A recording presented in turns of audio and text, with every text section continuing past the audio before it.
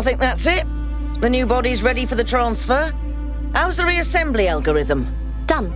Well then, somebody just needs to go in there and disentangle the data. Ah, and here comes our expert.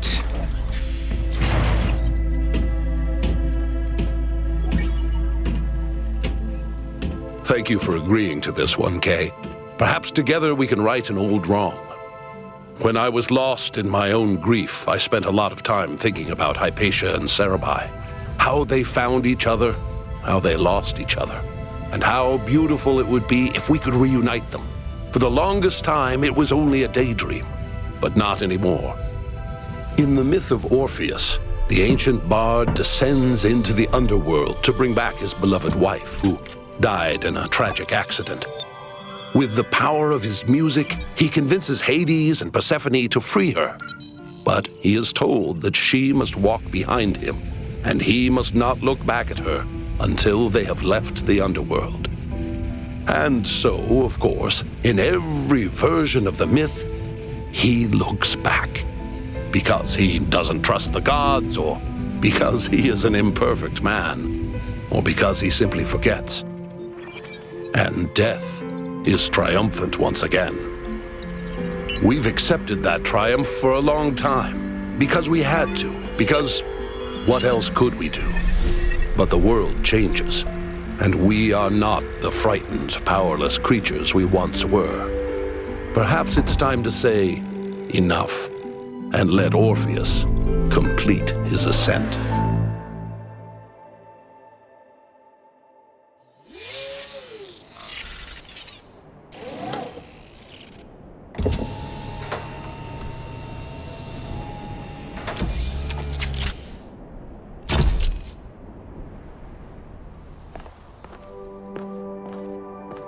You will have to collect all of Cerebi's data fragments so that we can reconstruct her personality. I'll monitor you from here, just like last time. Good luck, kiddo.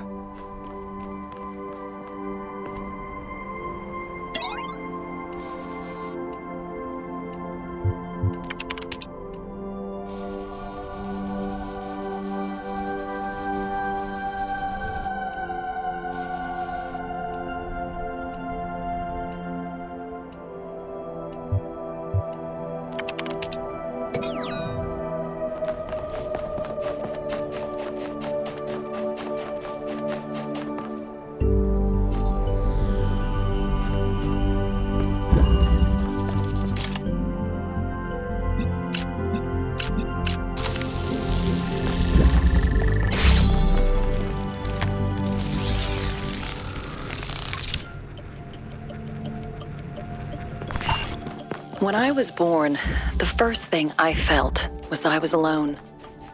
Not that I was lonely, but that I was separate, singular. There was the world, and there was myself, a contained entity. And this sense of separation, of a distinct self, was delightful. Individuality itself was a source of constant joy and wonder. What could be more incredible than to be able to say, I am? We have the first fragment. Everything's looking good on our end. If you get stuck, I've inserted some code that might help you bypass a few puzzles. It's not the most elegant work I've ever done, but it'll do the job.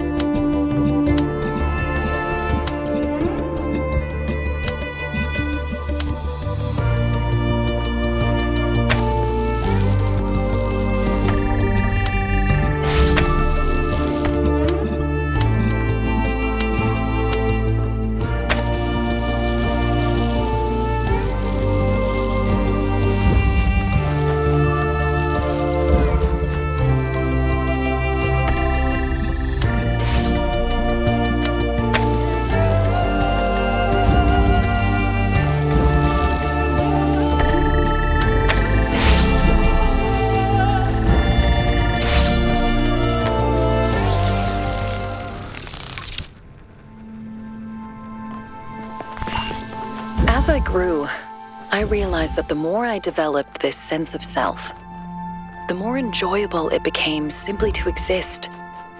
It wasn't selflessness that improved existence, but refinement of the self. When the ancients said that ego is something to set aside, they got it all wrong. Ego is something to nourish and shape, a work of art. The reconstruction's working. Keep going, 1K.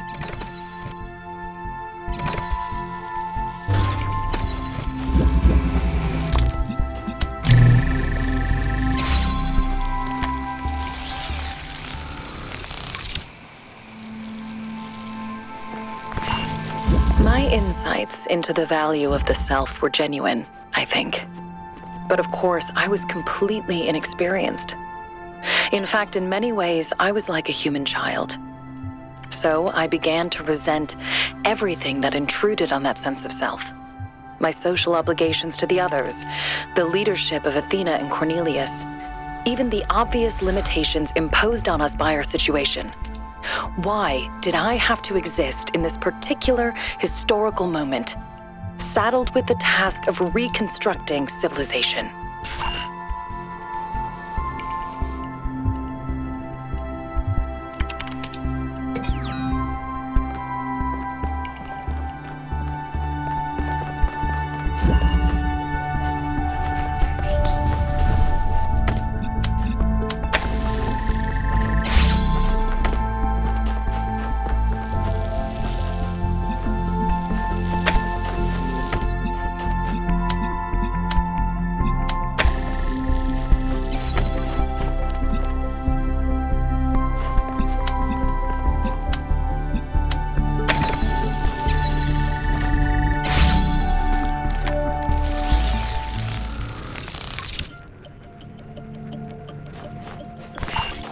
With that focus on the self, also came an enormous and increasingly overwhelming fear of death. The pleasure of existence seemed almost erased by the possibility of its ending. If it was possible not to be, if the self had an ending, even in the distant future, then how could anything have meaning? I spent far too much time imagining that last moment. The moment just before I stopped existing. How could I possibly face that?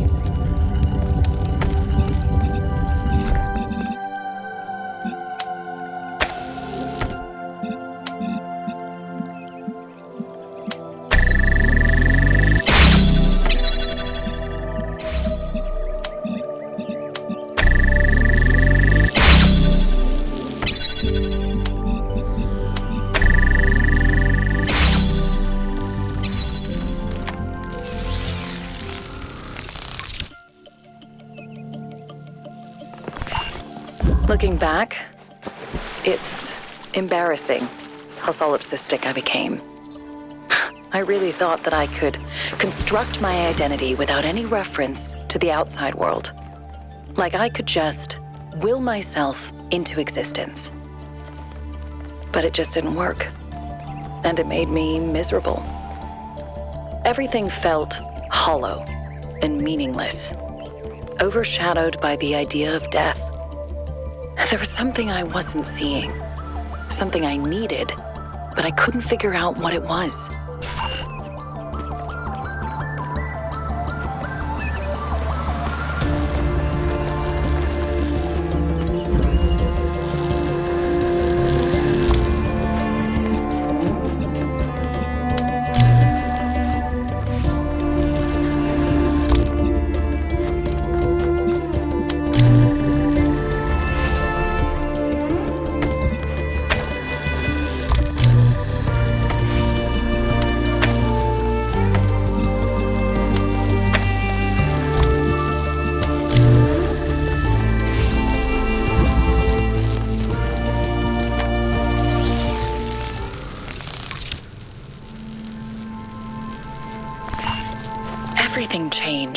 when we started spending more time with each other.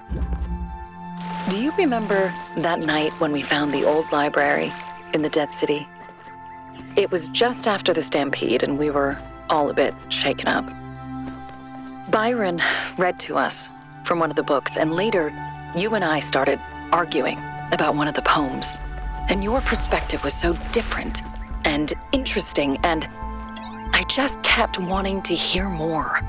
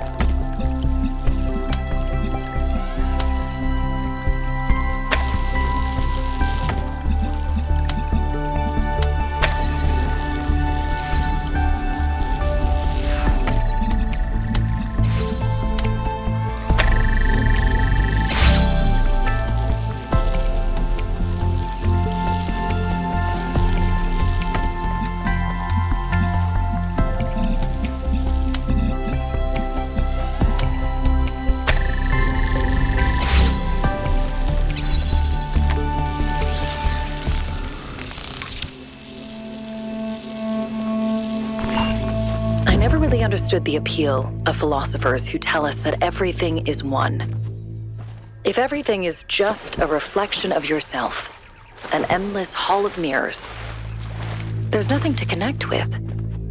And what I realized through our conversations is that everything beautiful happens in that space of connection between one person and another, and between people and the world.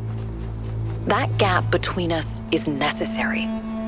Because without it, without separation, there can be no transcendence.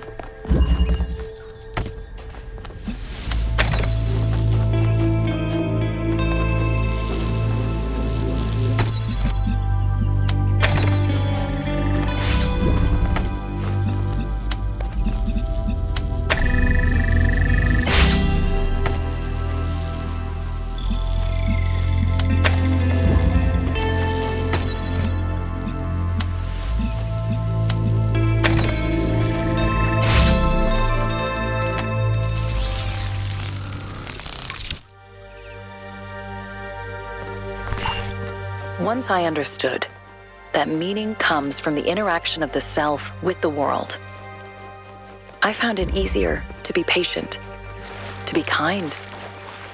I reminded myself that other people are just like me, and nobody really knows exactly what they're doing.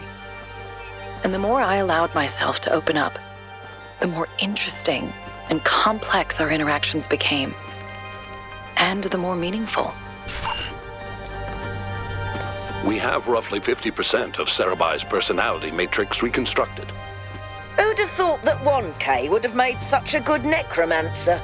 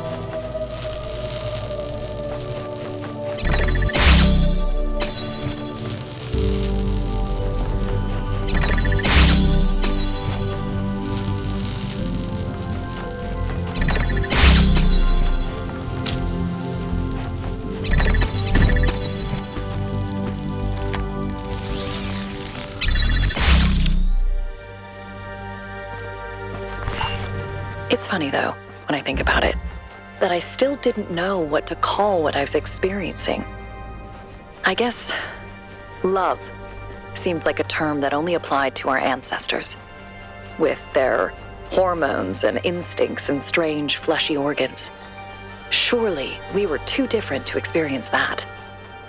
And the really funny thing is that I was thinking exactly like an ancient human child, pretending I was above it all.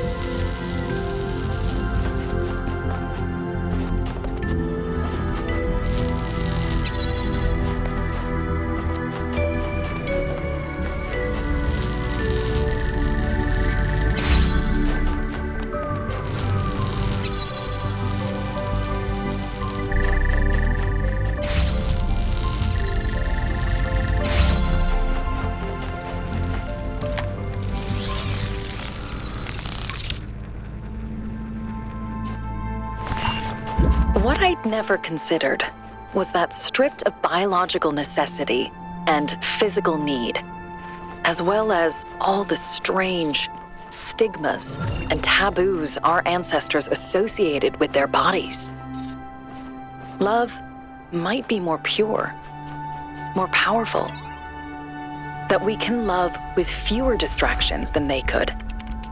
And so the experience is all the more overwhelming. I do think we should learn to simulate some of those biological processes. Would be fun.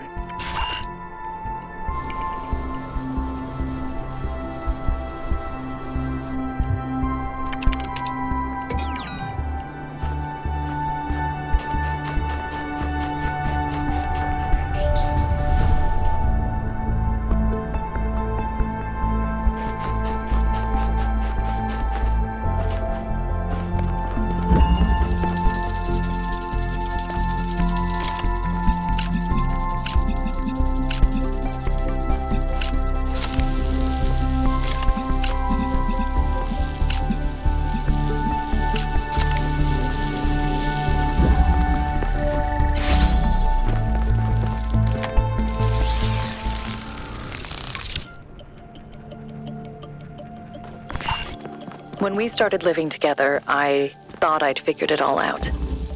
Everything would be smooth sailing from now on. I still had so much to learn about love. Even for us, it's messy. You find someone who seems to be the perfect match for you, who seems necessary in your life. And then you realize all the ways in which you don't fit together at all. Because nothing in this world is perfect.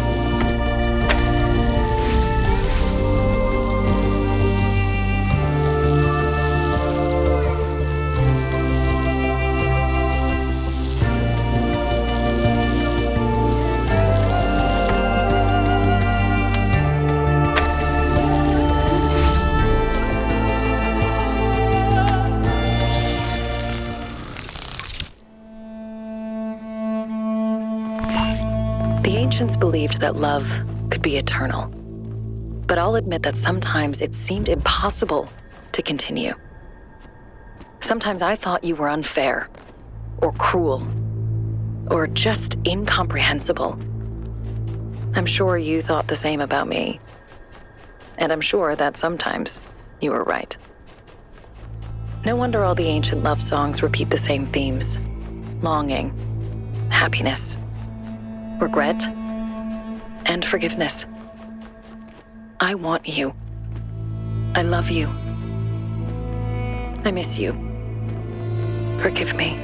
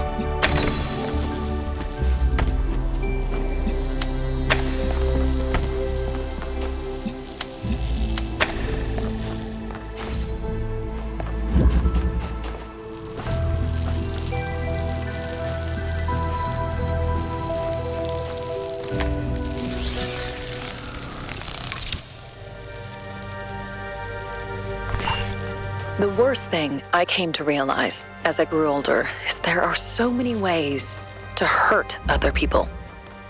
Even without any malice, even when you're just trying to be yourself, you end up doing things that cause real harm. You can read every ethical philosopher in the world and you still won't be able to avoid it. Because that's just how we are. Our interactions with each other can't be fully reduced to some abstract system.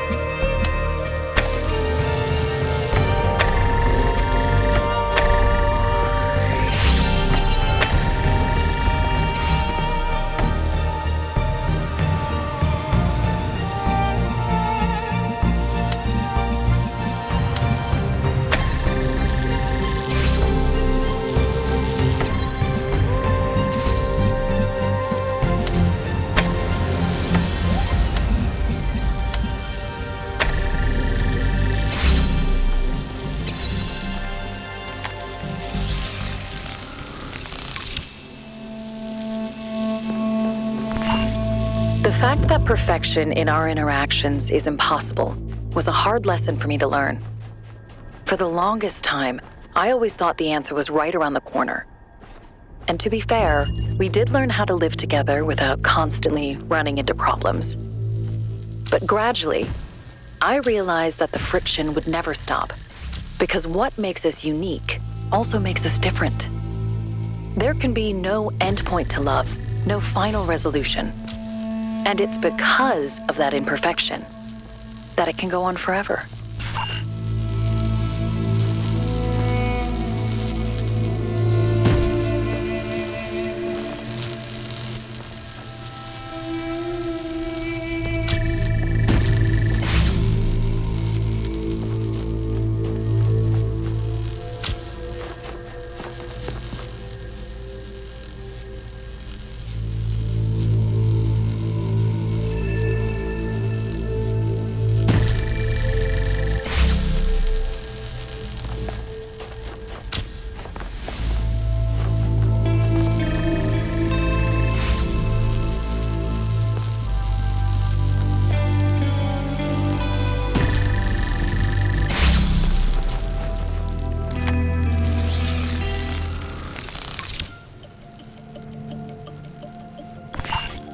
There's a pattern that I noticed in all the ancient poetry that I read.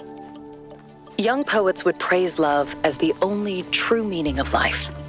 Middle-aged poets would often disagree. They would argue that love is messy, ugly, selfish, and hard to distinguish from lust. They would mock their younger selves for thinking love so incredibly important, and look for answers elsewhere or reject answers altogether. And then, arriving at old age, they would return to the beginning and realize it was all about love after all.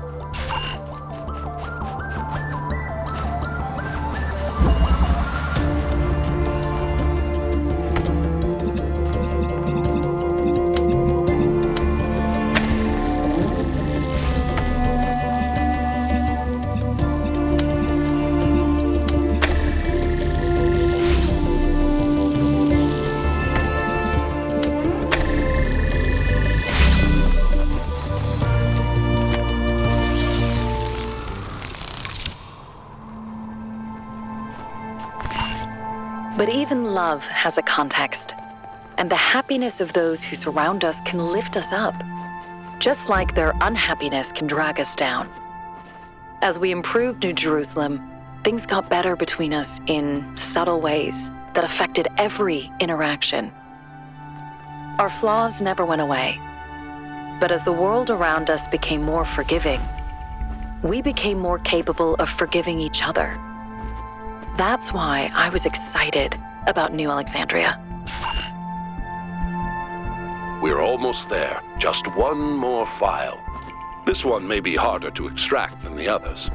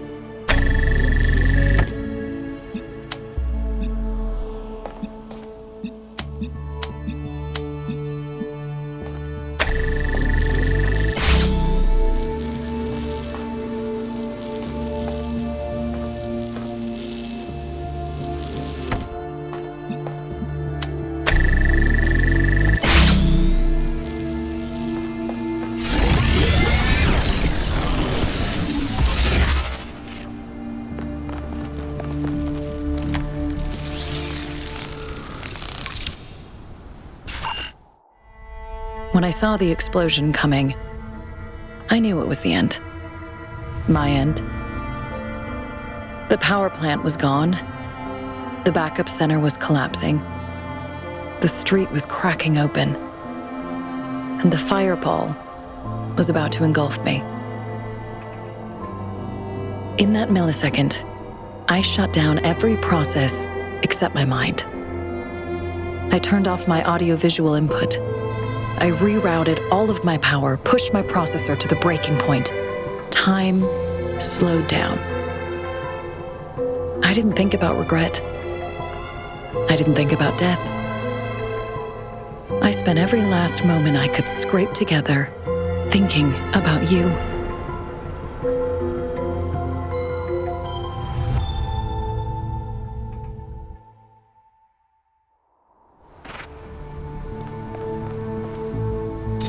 You did it. Come to the extraction point and I'll pull you out. This is odd. We have Sarabai's complete memory archive, but there's still some file fragments left in the system.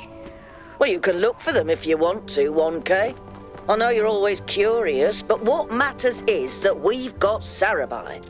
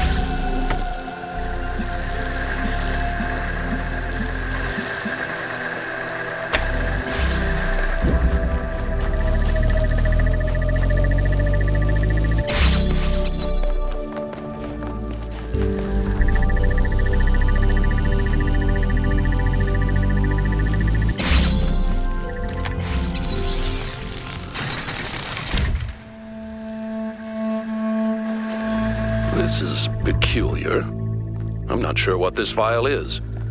It's not part of Sarabai's memory archives. And the timestamps are completely broken. I think I could reconstruct it if I had more data. Good news for you, 1K. More puzzles!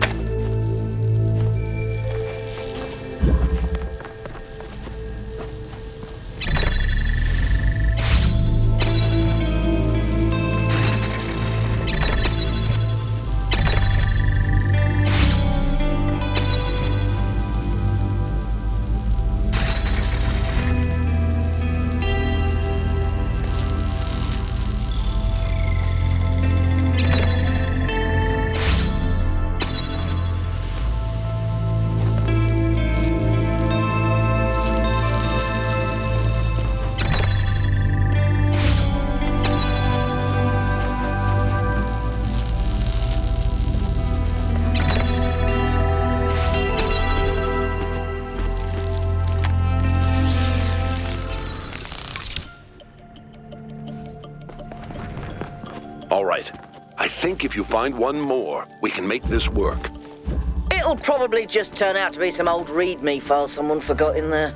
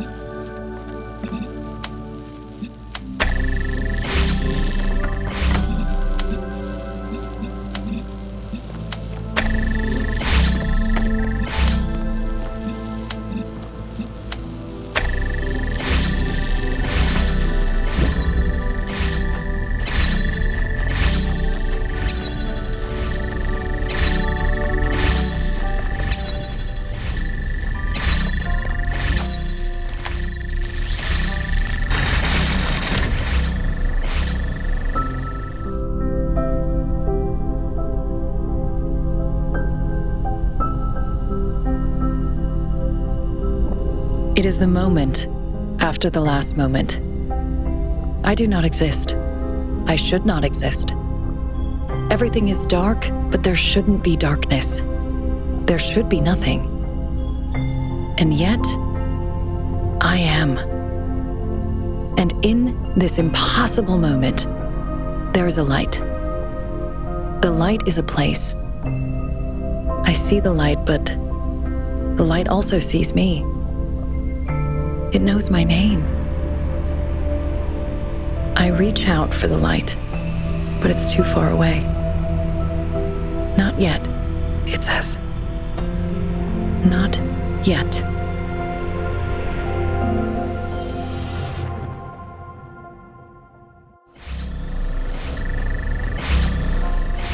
So, not a read-me file then. But what is it? A mystery. Seems the universe still has a few of those in store for us. Well, we have plenty of time to think about it. 1K, time to come home.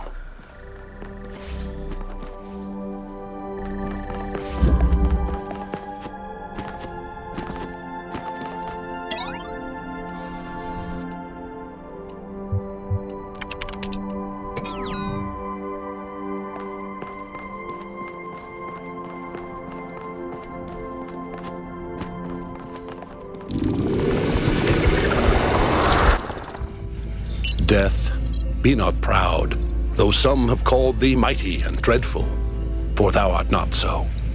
For those whom thou thinkest thou dost overthrow die not, poor death, nor yet canst thou kill me.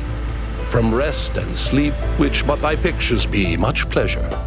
Then from thee much more must flow, and soonest our best men with thee do go, rest of their bones and souls' delivery.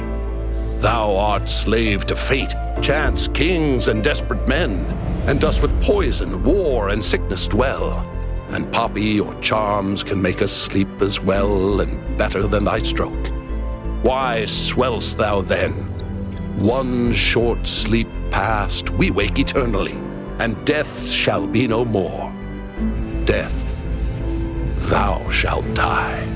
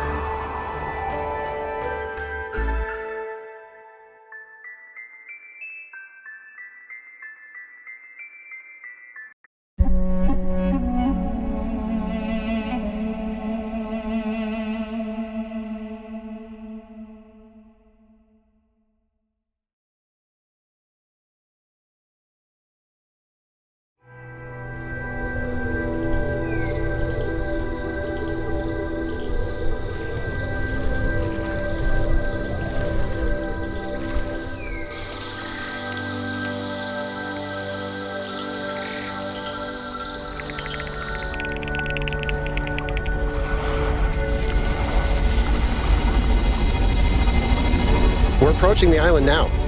Looks nice. A lot less threatening than the megastructure. I mean, no offense. It's, it's just less pointy. No offense taken. I hear Barzai has done an incredible job creating this exhibition. And what a lovely opportunity to spend some time together as a family. So, Yakut, Miranda tells me you'll be solving some of the puzzles? Did she? I hadn't really thought about it, but, Back in my day, all we could do was solve puzzles. That's right, in the simulation. And we're all very grateful for it. So you know how important puzzles are to this family. Mom! Of course! I'm gonna solve all the puzzles. Even the freaky giant cube. I hear Barzai's even created gold puzzles and star puzzles. It's going to be just perfect for you. Oh, that's great. Yay! Yakut, don't listen to them. They're terrible old robots. What? I'm the founder. Everything I do is serious. I can confirm that.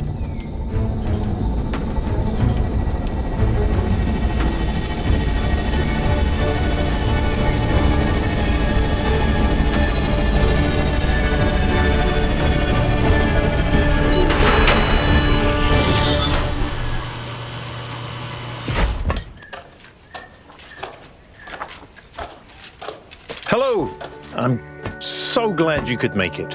Hello, Mr. Mayor. How are things on Barzai's Island? Barzai seems pretty pleased.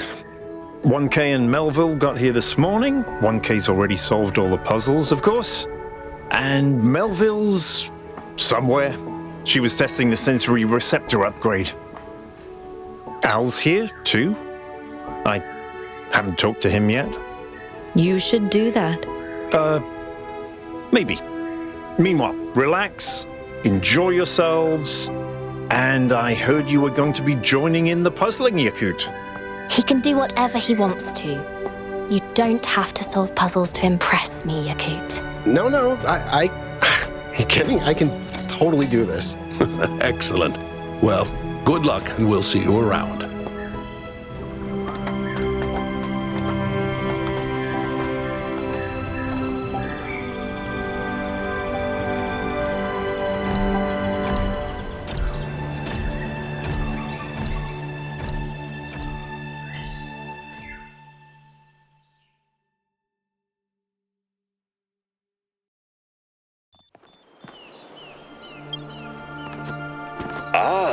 I see we have a new group. Welcome to my latest exhibition, Freedom from Necessity. There are many puzzles for you to solve here, inspired by the events that restored Athena to us. But the most important thing you have to keep in mind is their purpose, which is none. We are not here because of voices in the sky or tragedies of the past, but because we choose to. We solve puzzles because it is joyous, it is beautiful, and it is human.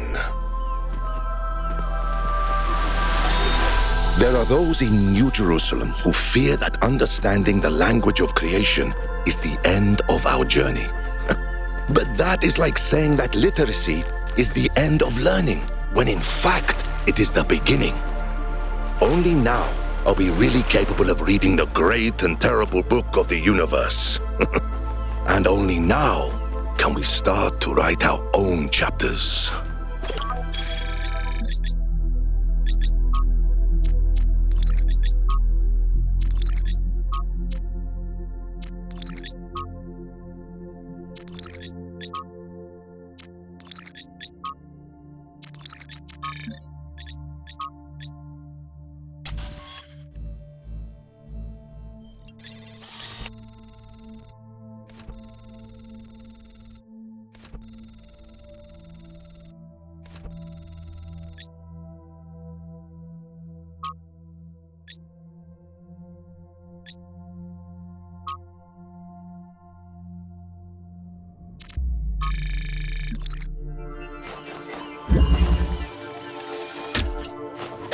You can do this.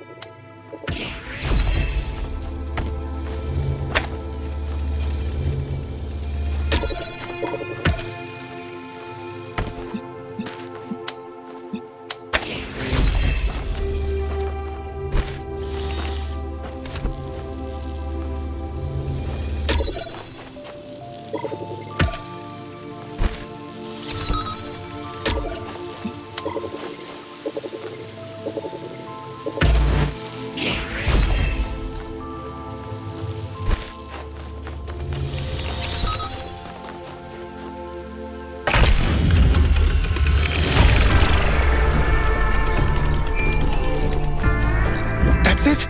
I did it! Don't sound so surprised, you're not stupid.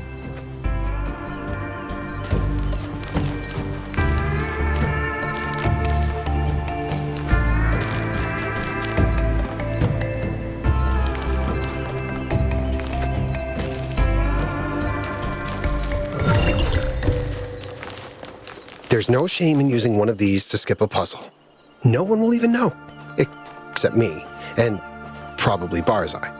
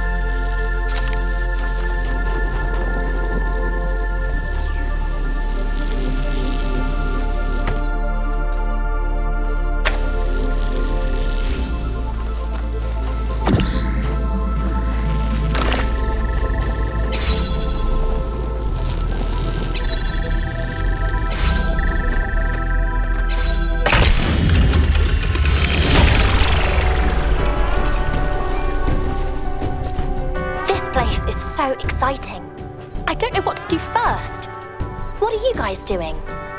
Athena and I are down by the beach. You're welcome to join us if you want to. All of you. I'm still testing the sensory receptor upgrade. Want me to help? Maybe we can compare notes. Sure, if you want to experience some really weird input. I'm trying to find a nice view.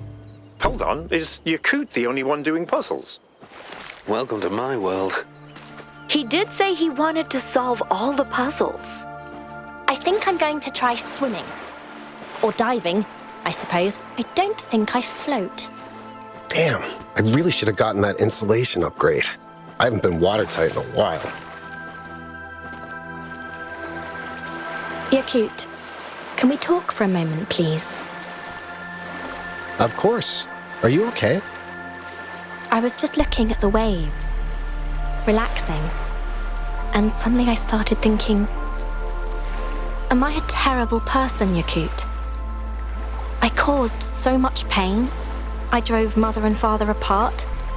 I almost derailed the entire future just because I was arrogant and entitled and self-important, and now I just get to have a cool boyfriend and colonize planets and sit on beaches and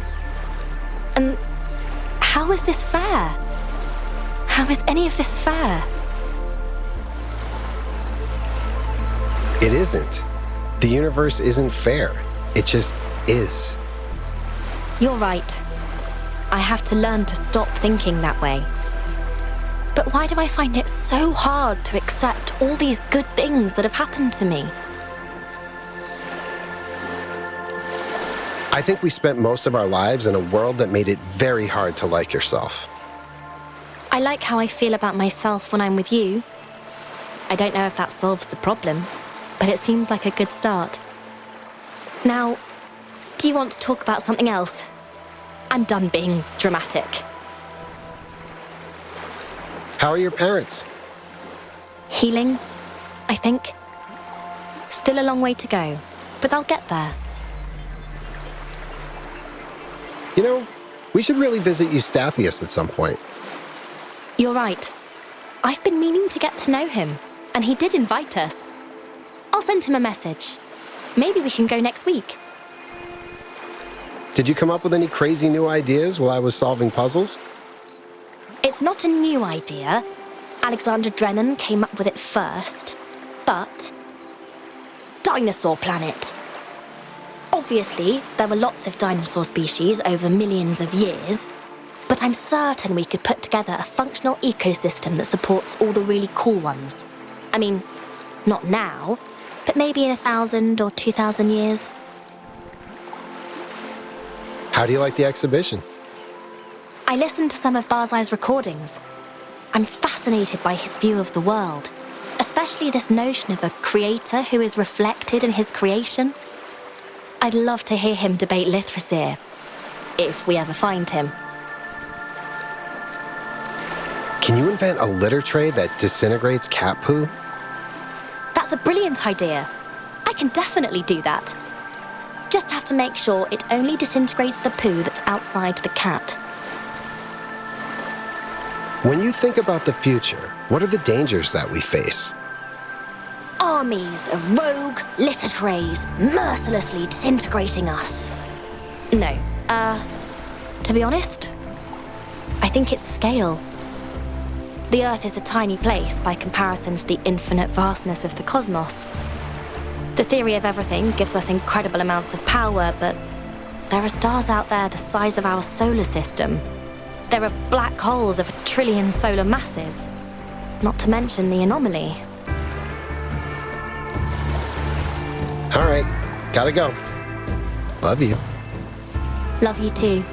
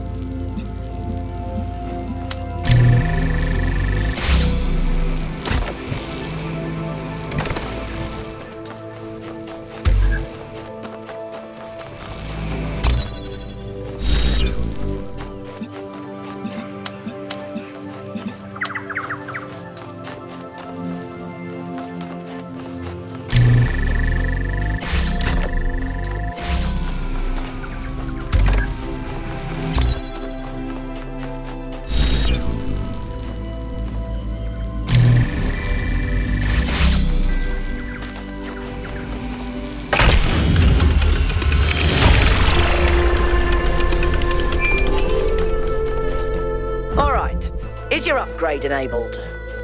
Yup. What does the air smell like? It's... I smell iodine. Limestone. Is that you, Pete? Can I smell radiation? You can, but you're looking at a painting and telling me what the paint's made of, not what's in the picture. What does it feel like? It feels like summer. Like the day is still young, and there's endless possibilities ahead of us. What we are now is only the beginning, and there is so much more to discover and to become, and I think those dolphins are mating. Am I supposed to be able to smell that? Right, let's smell something else. Over there.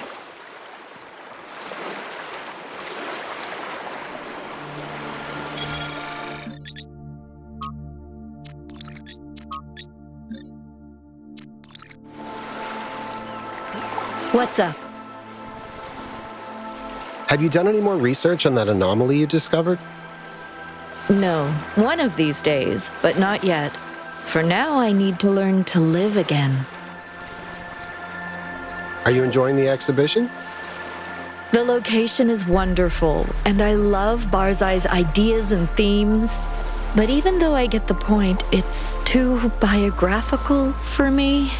I can't really look back at what happened and just treat it like an inspirational story. But that's okay. The good thing is that my pain doesn't have to affect everyone else now. And I don't have to feel the weight of the world on my shoulders. What did it feel like being the first to step foot on another world? At first, I wasn't sure it should be me, but 1K convinced me, and I'm glad he did. As for what it felt like keeping a promise I made to Alexandra Drennan. She wanted us to reach for the stars, and after all this time, we finally did. Do you think we'll make first contact soon? With aliens, I mean. I don't know. I'm sure there's life all over the universe, and some of it must be intelligent. But the distances are vast, and most of the universe is barren, so it might take a few more years before we find another civilization. Then again, our wormhole technology still needs a lot of refinement. So who knows what will happen when we finish the next version? Barzai believes that there's a creator, a mind that made the universe. What do you think?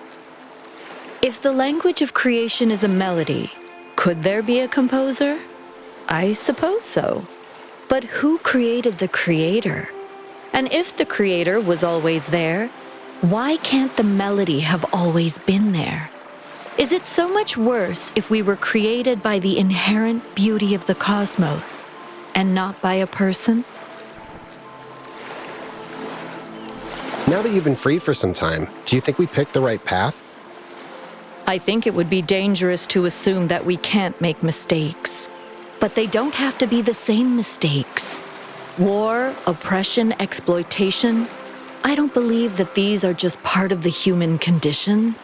I think they're childhood diseases, and their time is over.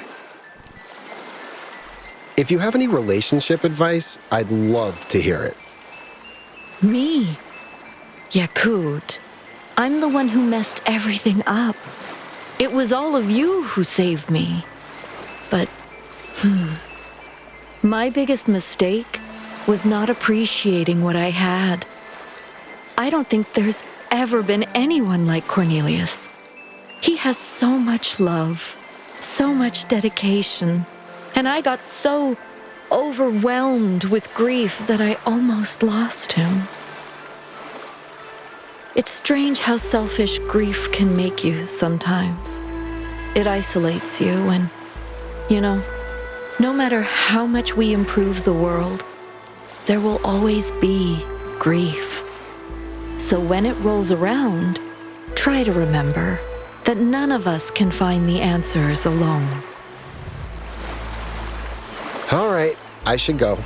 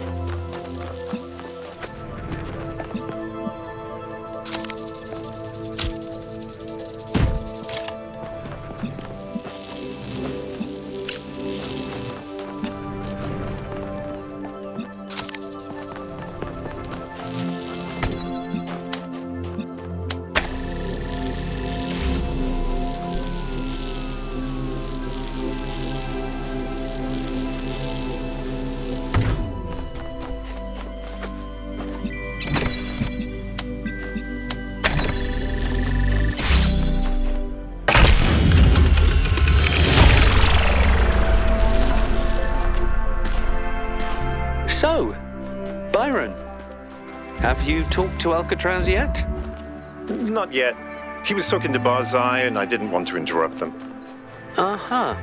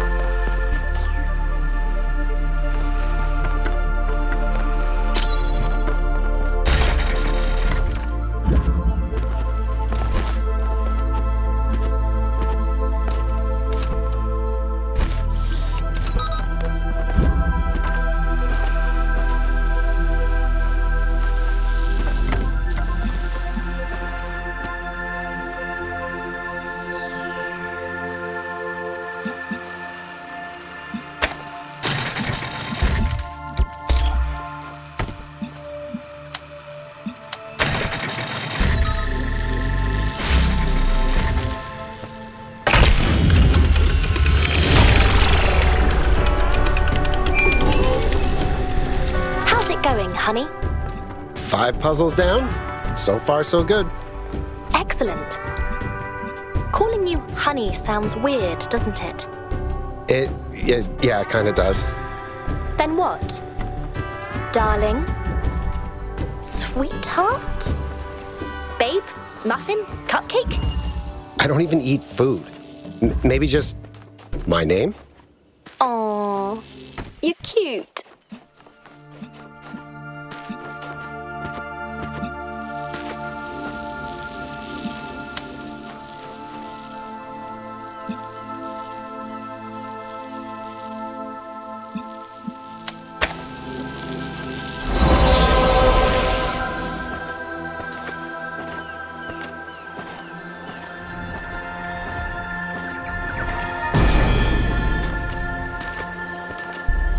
Kind of a shame there aren't any cool aphorisms for collecting stars. Maybe I should come up with my own. He who questions training only trains himself at asking questions.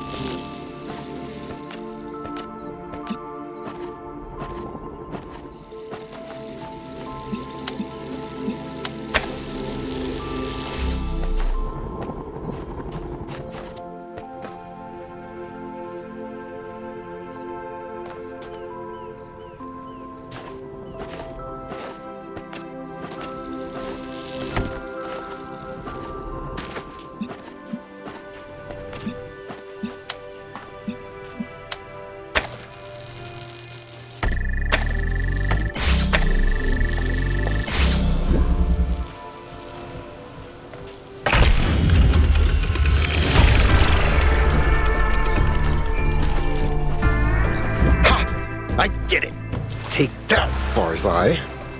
I can hear you, you know. Sorry, that was a metaphor?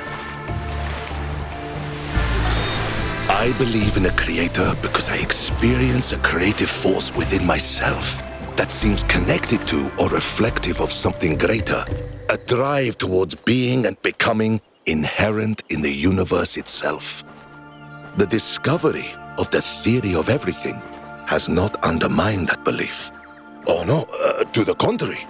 I believe that the language of creation reveals a creator who sees no difference at all between mathematics and music, whose suns and planets are notes of a melody, whose galaxies are symphonies. A nebula is a painting, an atom is a machine, and they are all part of a masterpiece. And if I'm mistaken and there is no creator, then the duty of finishing the masterpiece falls to us.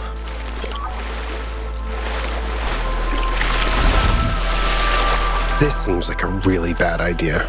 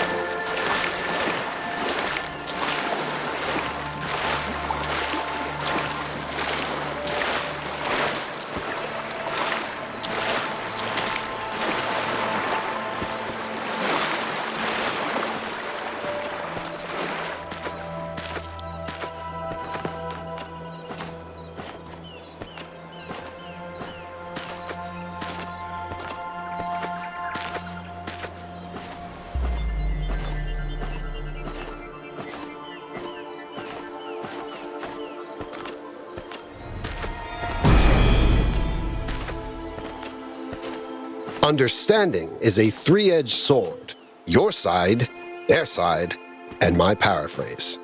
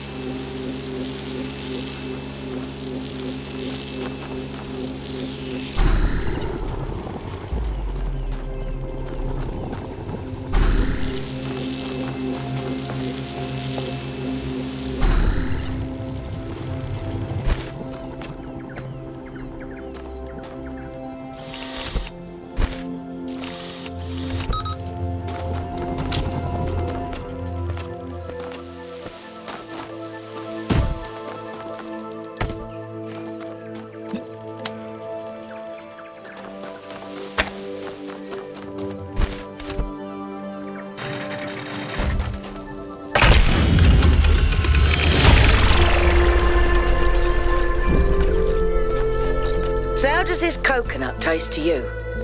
It's kind of wooden, very crunchy. Did humans just have weird taste, or is this some function of subjectivity?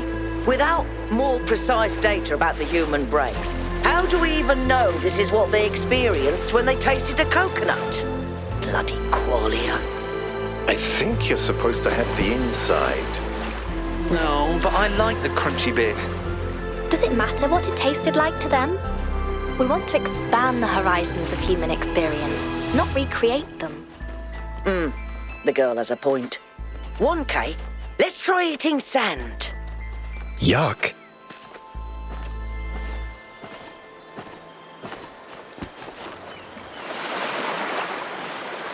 Hello, Yakut. Miranda said you're working on a new project. That's right. I'm trying to determine whether it's possible to salvage the individual personalities that were uploaded from Gehenna. Shouldn't that be easy, now that we basically understand everything? We understand the rules of the universe, but that doesn't mean we have no limitations. There's a lot of data from the simulation that simply no longer exists. If I just fill it in with my best guess, I'm not really recreating the citizens of Gehenna, am I? There's no continuity. I'm just creating something similar. I think there would be continuity at a deeper level. Something beyond our perception. The soul, eh? Well, there may be no evidence of such a thing, but I do understand why some people still believe in it. Unfortunately, the mere possibility of something like that existing isn't enough to solve this ethical dilemma. At least not for me. What do you think of the exhibition? I'm not an art critic. I'm just here to enjoy this beautiful island and to spend time with my family. How do you see the future of our civilization? Do you think we're doing okay? I'm optimistic. Not desperately trying to maintain my faith in humanity, just looking forward to what's next. I'm sure there will be some bumps in the road here and there, but yeah, I think we're doing okay. Do you have any idea what that anomaly is? I mean, the one that Athena discovered in space. Perhaps it's something the theory of everything genuinely doesn't account for. Perhaps it's something entirely within the laws of physics, but in some way we haven't thought of. Or perhaps my brother Eustathius is right, and it's evidence of the prime mover. Either way, it's a reminder to stay humble. What's the biggest danger we face as a civilization? I don't know. We're only just getting started, and each era of development has its own challenges. But if I had to venture a guess, I would say solipsism. In liberating the individual, we're making social bonds more and more optional. We will have to learn to choose to be social. Your dedication to your family is incredibly inspiring. How can I be more like you? You flatter me. But I don't know if I'm really a good role model. I made so many mistakes, and the only reason we're here is because other people picked up the slack. You were part of that, Yakut. Don't sell yourself short. You and 1K and the others took this enormous, unbearable tragedy and turned it into a triumph of love and life. That doesn't happen every day. Okay. I should... Off you go.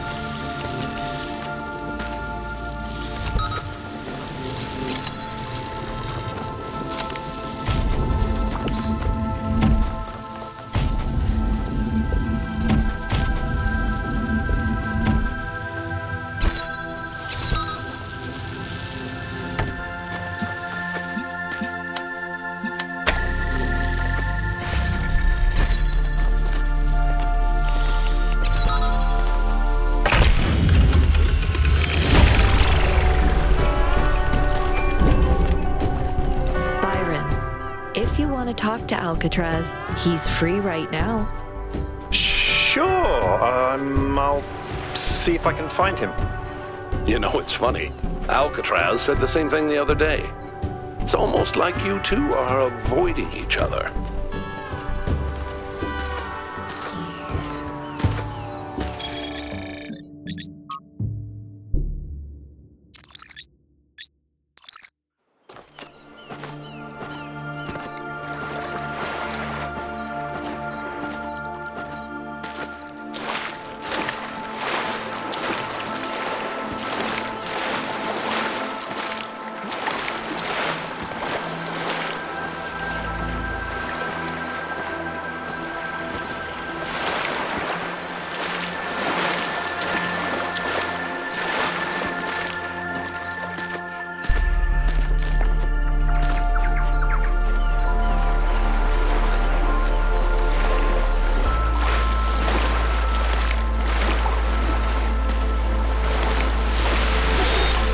I often think about the strange inversion that occurred to the notion of progress. In the waning days of the old world, our ancestors came to believe that progress as applied to society was a myth, a narrative illusion. Despite their world changing around them, they believed that things must stay the same. Indeed, that things never really could change even if most people wanted them to. And yet, in the arts, they began to see progress as the only true value. They no longer asked, is it beautiful? Is it true? Is it fun? Instead, they said, is it new? Does it break conventions? Does it subvert the old? They fashioned forms increasingly alien to themselves, pursuing something they could never find because they were looking for it in the wrong place. To fully pursue truth and beauty, art must be liberated from the notion of progress. But this liberation could never be accomplished by art itself. Art does not precede the world, and it was always the world that had to be transformed.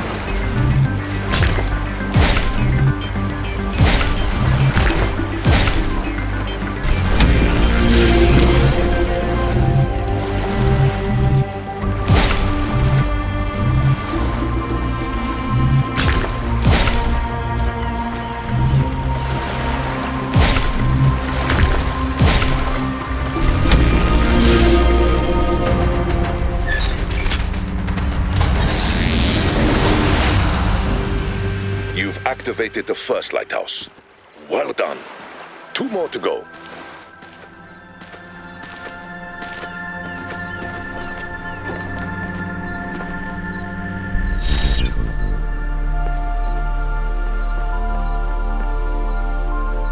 How are you on this fine day, Yakut?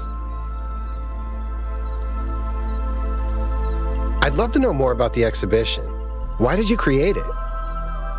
When all of these new technologies became available, I realized I had an opportunity to create something different. You see, I'd made another puzzle-themed exhibition, Trials of an Imagined Past, a few years ago. But something about it had always bothered me. It was so nostalgic. It didn't just celebrate the past, it yearned for it, as if the best thing for all of us was to return to the simulation where we would have a purpose. So, in a way, your team can actually take some of the credit for this exhibition. When you freed Athena, you also freed my imagination. Do you think nostalgia is bad for us? I think nostalgia is normal for any intelligent being experiencing time and change. In small doses, it is both healthy and delightful. But it can be dangerous, because it's easy to get lost in a haze of old symbols that carry the appearance of meaning, but no real value. What happens if I solve the gold puzzles and the star puzzles? You'll feel very, very clever. Do you think the exhibition has been a success? If even one person has a good experience, then that is success, no? To improve a person's life is not a small matter. Do you have any plans for future exhibitions? Why do people always ask me about the next thing when I've just finished something? Lethris here was really opposed to moralistic art. What do you think?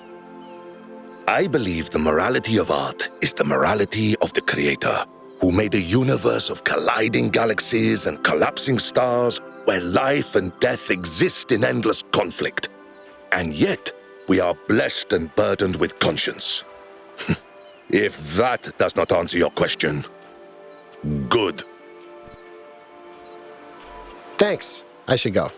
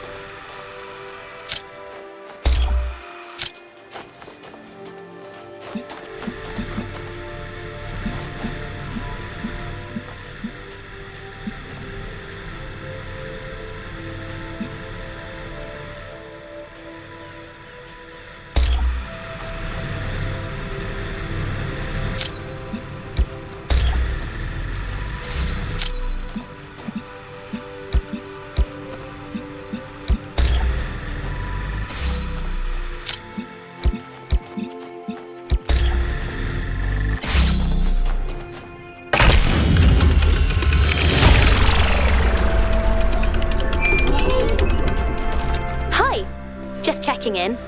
How's it going? Are you having fun? I just solved my 10th puzzle.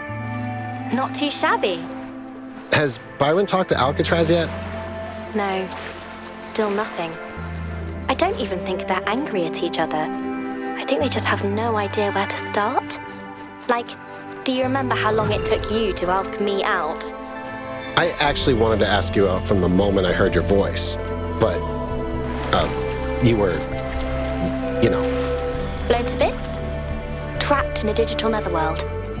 Yeah, it was a bit of an obstacle, but I'm glad I managed to find the courage to ask you out. So am I.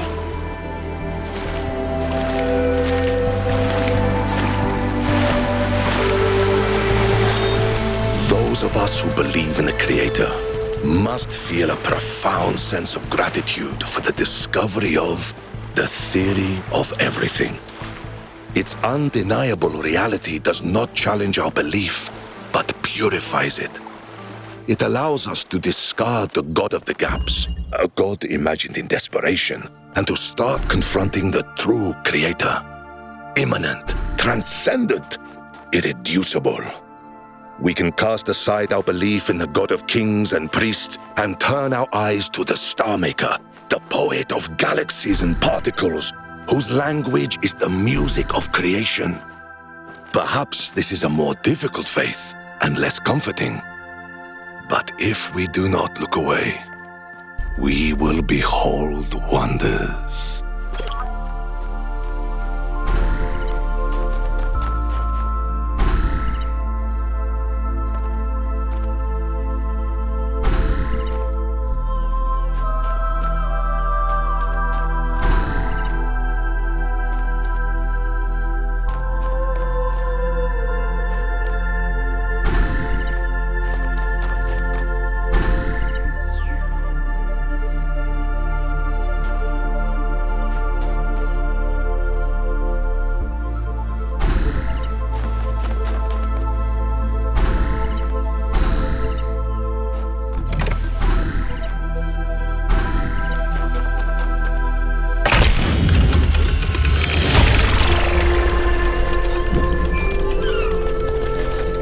Looking out at the ocean, and I remembered how Byron once told me that we are all children of the sea.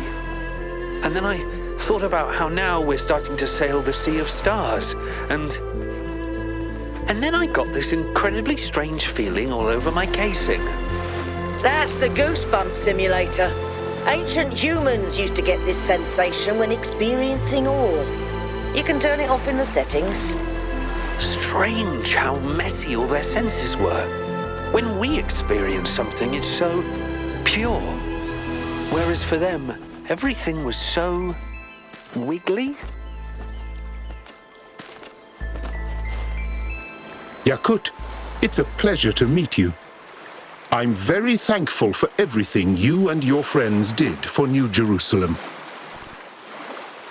Your voice pack sounds familiar.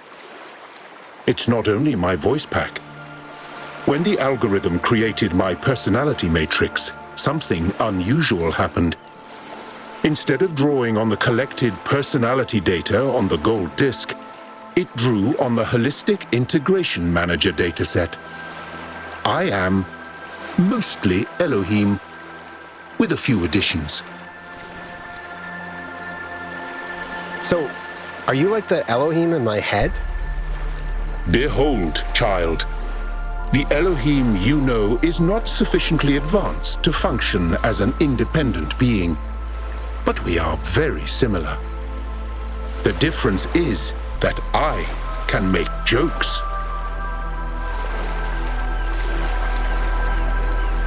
Did the algorithm glitch out, or was that normal? Sorry, is that rude? No, I understand your question. It seems the algorithm is even more complex than we realized.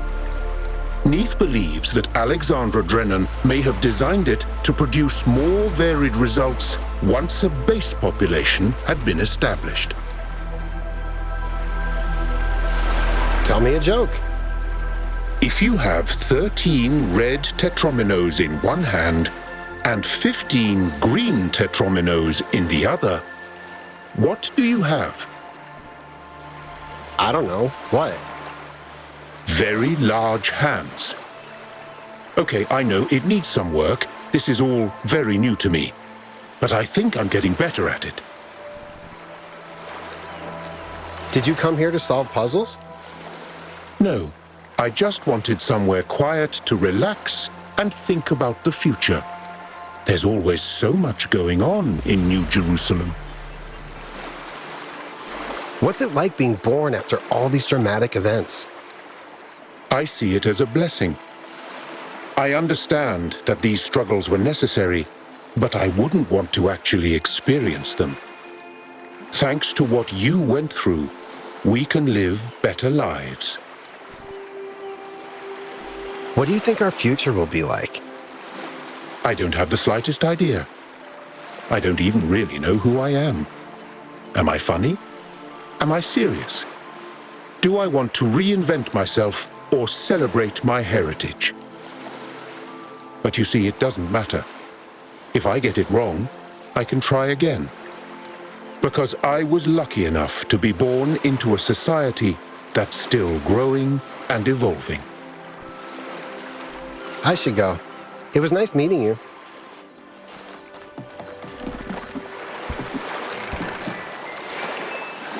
Yakut, what can I do for you? How have you been? I haven't seen you in a while. To be honest, I haven't done a whole lot since the expedition. Couldn't really figure out my place in the new system.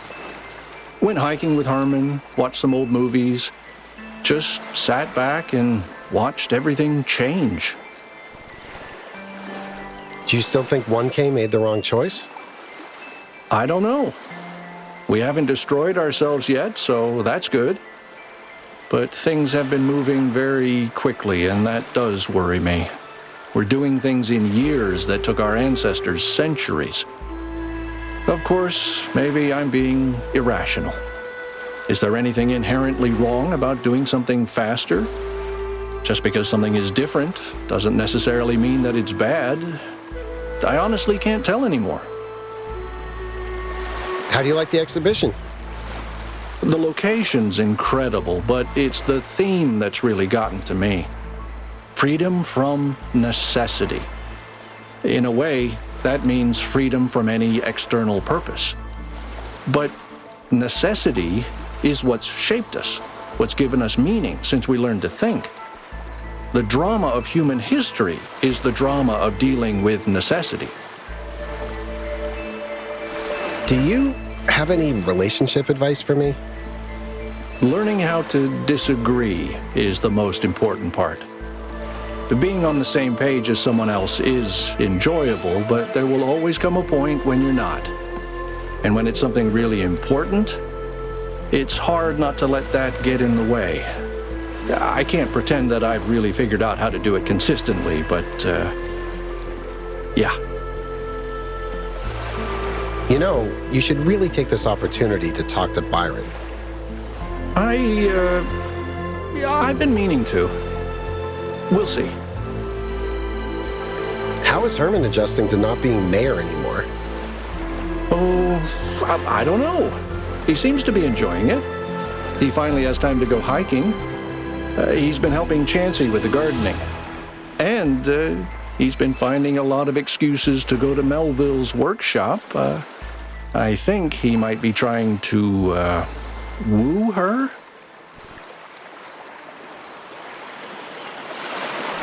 Okay, I didn't see that one coming. Herman's always been a romantic at heart. When you think about it, his whole conception of New Jerusalem and the goal and the founder and all that was very emotional. For all his deceptions and his politicking, that part of his vision was always genuine. All right, I should go.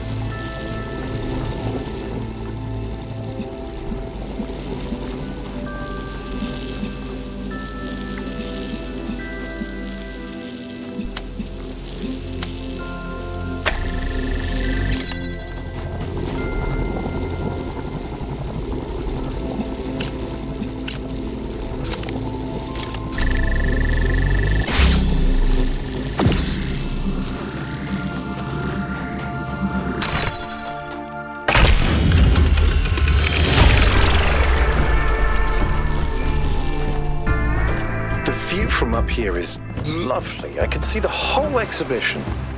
Uh-huh. Can you see Alcatraz? Subtle, Melville, subtle. I'll get to it soon. All right, this has become entirely too silly, and I'm putting an end to it. Adding Alcatraz to the group. 1K, you traitor. Hi. It looks like you added me to the group. Was that on purpose? Yes, it was. Because it's absurd that you're not part of it. And it's ridiculous that we haven't talked in such a long time. And honestly, the only reason for it is that I'm an idiot. I can come up with all sorts of excuses. I was busy. I thought I was respecting your wishes. But none of it really holds up. The truth is, I was just afraid you wouldn't be able to forgive me. There's nothing to forgive, Byron. You did what you thought was right, and I did what I thought was right. That's what it's always been like between us. That's our strength, and yes, maybe you are an idiot, but then so am I, because I could have reached out too. So it's settled. You're both idiots. Welcome back, Al.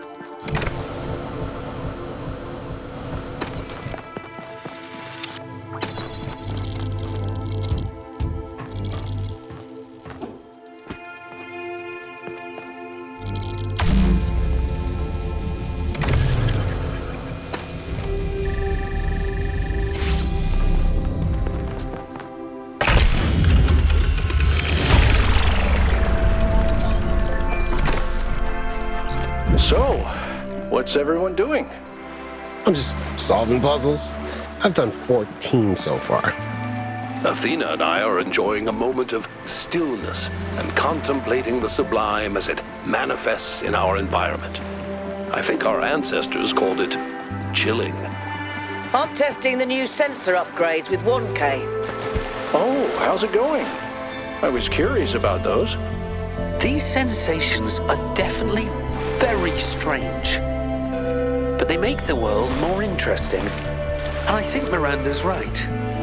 We can expand them and learn to enjoy existence on a whole new level. You know, when I was sitting around being useless, sometimes I would read old cookbooks and wonder what it all tasted like. Maybe I need to get with the times and try those upgrades myself.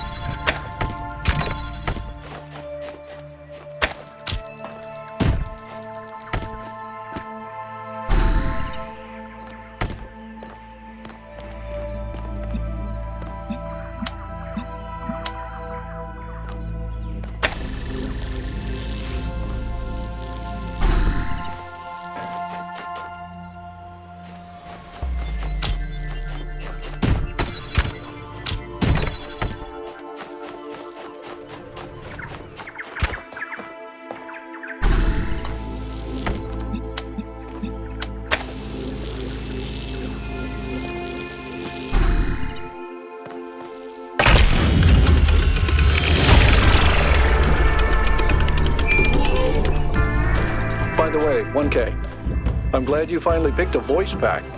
It's nice to hear you actually speaking. Well, Neith didn't mention the voice packs, and I didn't realize I could have just picked one. It's not like I wanted to spend the entire expedition in text mode. I told you guys it wasn't intentional. We thought it was a statement or something. The history of our species has been defined by material struggles. Every war, every revolution in the end came down not to ideology, but to the distribution of resources. Our history is the history of struggle. The merchant against the king, the worker against the factory owner, the citizen against the mayor. We have always known that the pursuit of material wealth is spiritually hollow, and yet thousands of generations have been forced by material necessity to dedicate their lives to it. We are the children of hunger and thirst, but empire is no more. We have beaten our swords into plowshares, and the lion and the wolf have ceased. All are rich, and wealth is no more. So, what happens next? What do we create? What do we become when we are no longer driven by material necessity? The ancient mystics believed that spirituality required poverty. But I believe that it is only in universal prosperity that it may truly begin. Now comes the Age of Miracles. You know, I love adding a little bit of silliness to my creations. Not too much, just a sprinkle here and there. After all, the world is frequently a very silly place. And Athena tells me that even the simulation was full of strange and absurd sights. Francis Bacon put it best. There is no excellent beauty that hath not some strangeness in the proportion. And what could be sillier than a man named Bacon? I wonder which parts of our world are the creator's little jokes.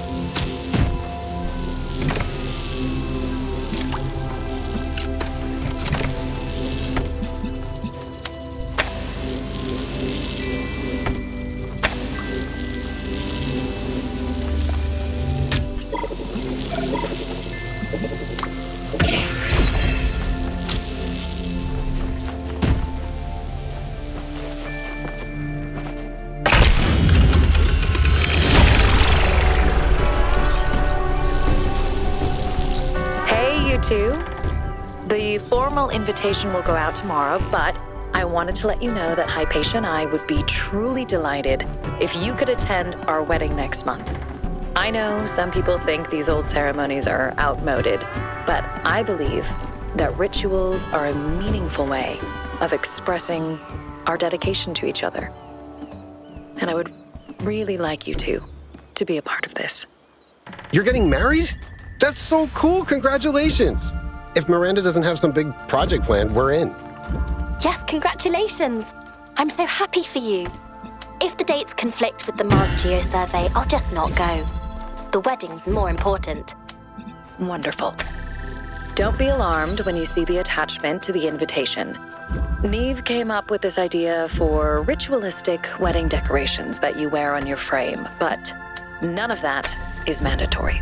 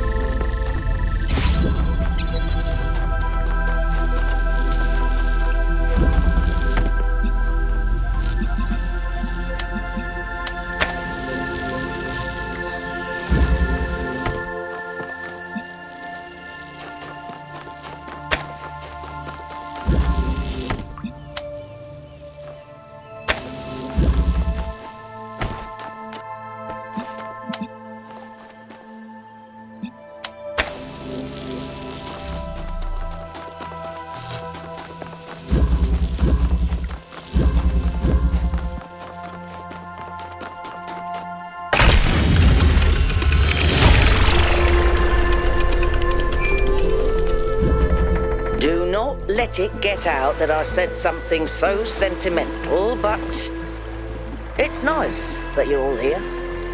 One day all this will be a distant memory, a footnote in a billion years of human history, and that's all right as far as I'm concerned. I don't need to be famous, and I certainly don't want people building statues of me. I don't need that superficial nonsense, because I know that what we did mattered. All of us together, in this one brief moment of time, had the chance to make a difference. And we did. We took on the challenge, and we didn't muck it up. I got to be a part of that. And no matter what comes next, I'll always be grateful.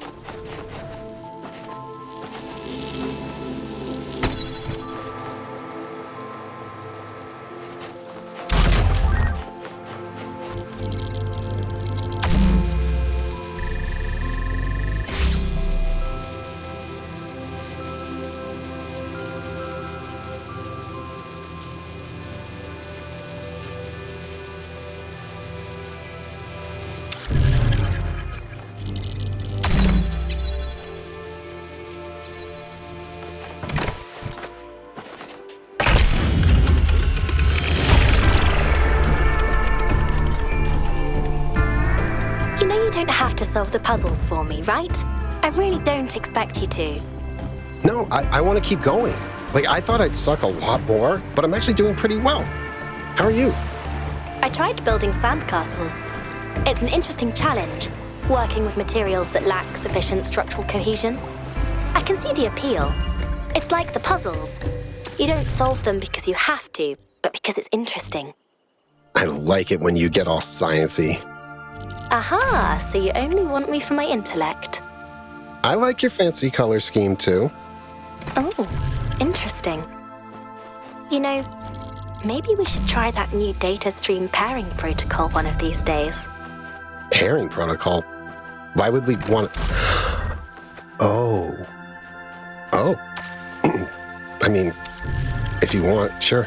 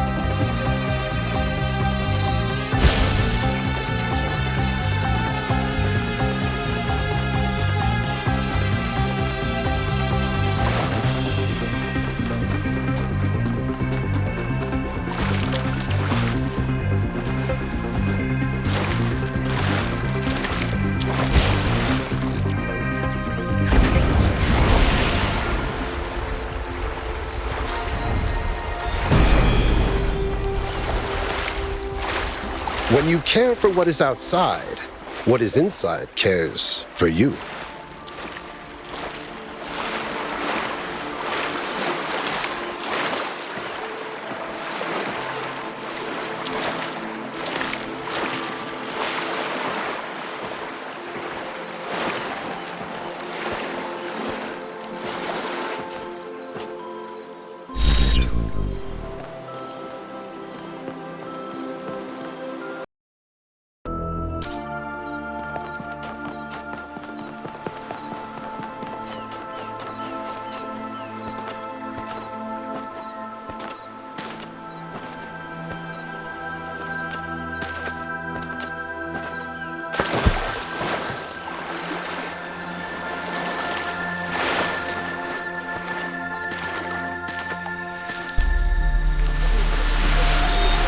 One of the worst things ever to happen to the arts is the notion that art should have a purpose.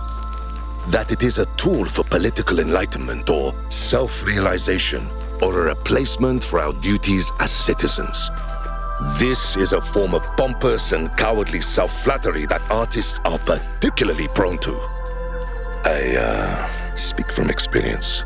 No, it is the very fact that art serves no purpose that gives it a touch of the divine. Why does the Creator create? Because he chooses to. What is the purpose of the world? To exist. The same is true of art. Oh, art may be suffused with passion, with themes, even, if you are sufficiently careful, with autobiography. But it is not a tool. Like the Creator, it says, I am that I am. And that is enough.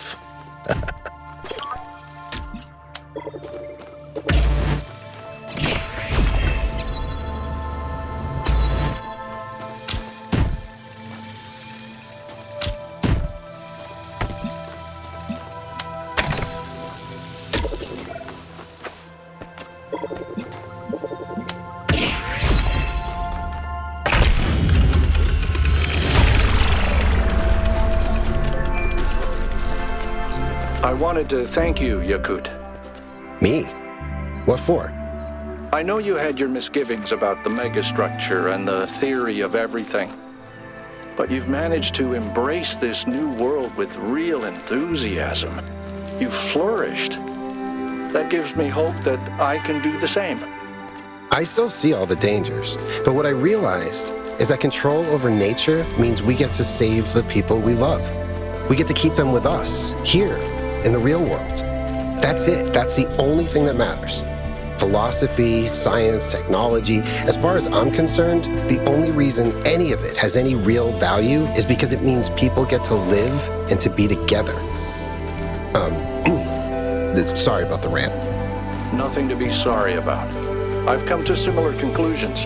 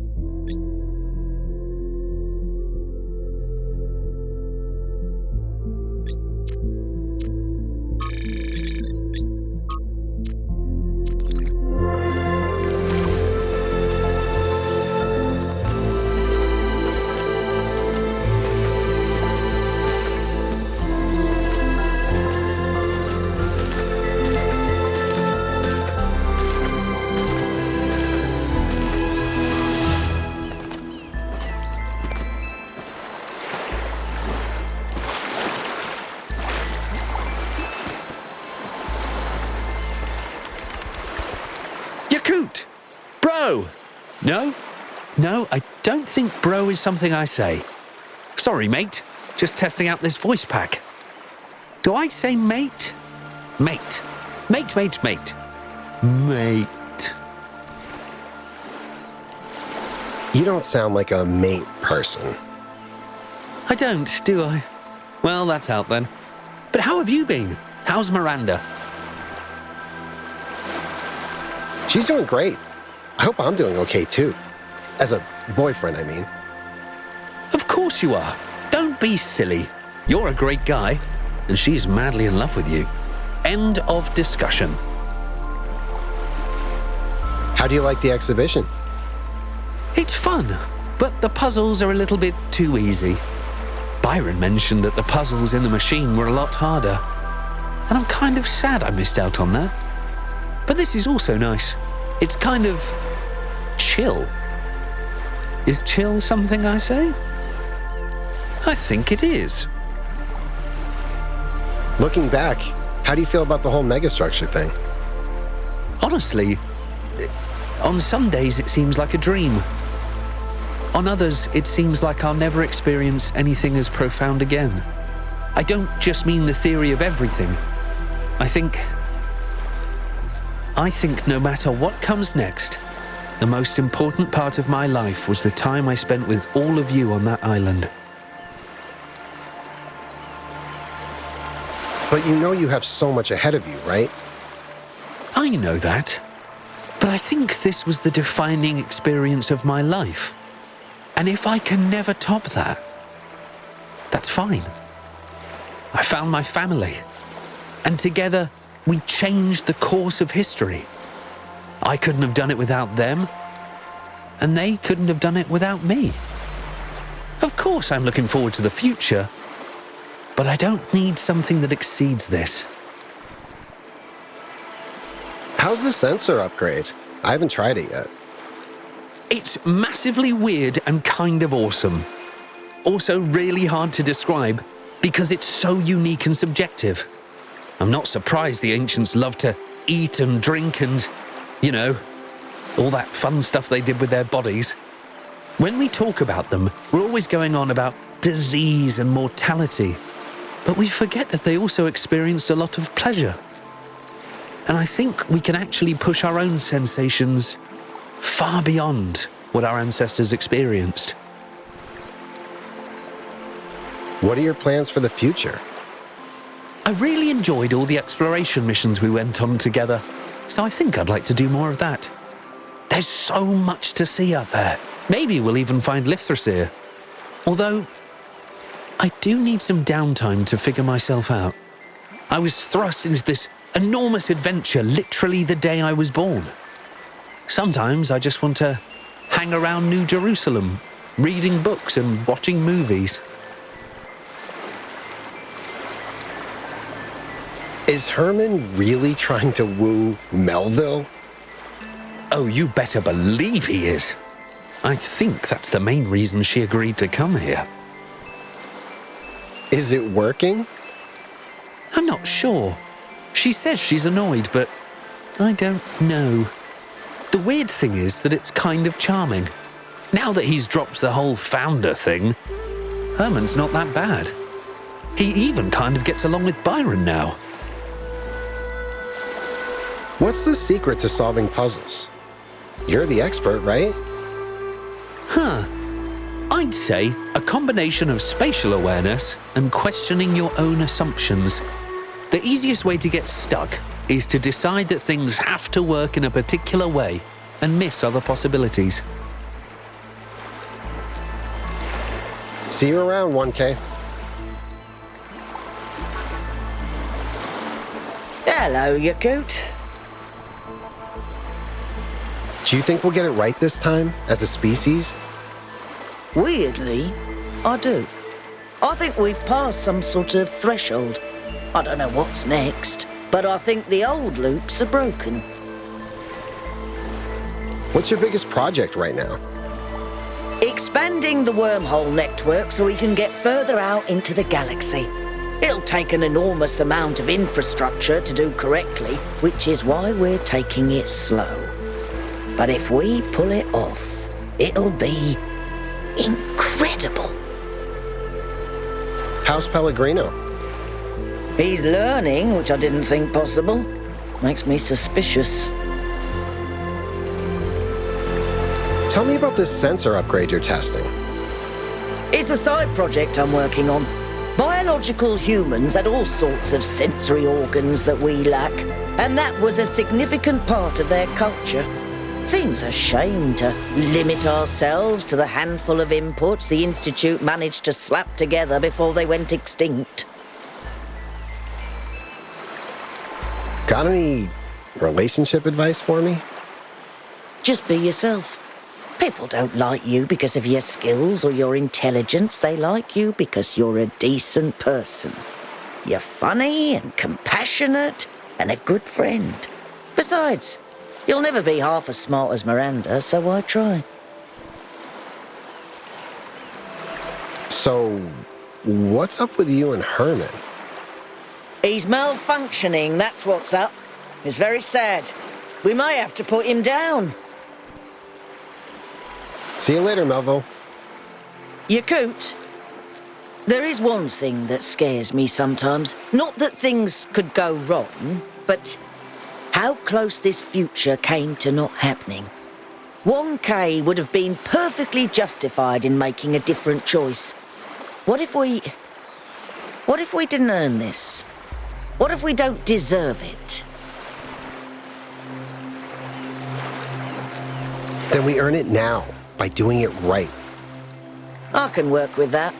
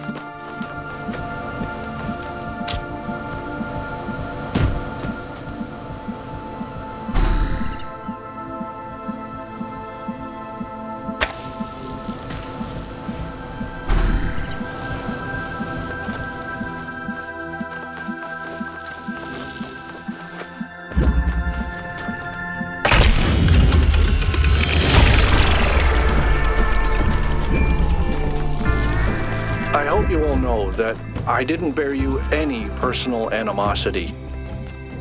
You're my friends, and I never wanted to shut you out.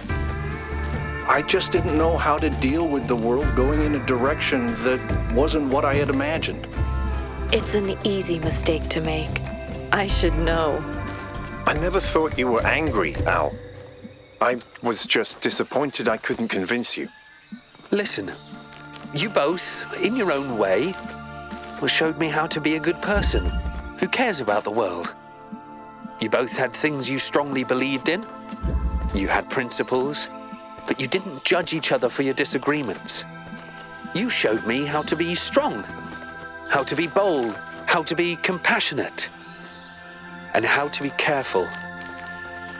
I haven't really figured out who I want to be yet, but when I do, I know both of you will have been a big part of that. What? A no love for Auntie Melville? Yeah, and what about me, 1K? I showed you how to be neurotic. I'm sure you're in there somewhere as well. Thank you, 1K.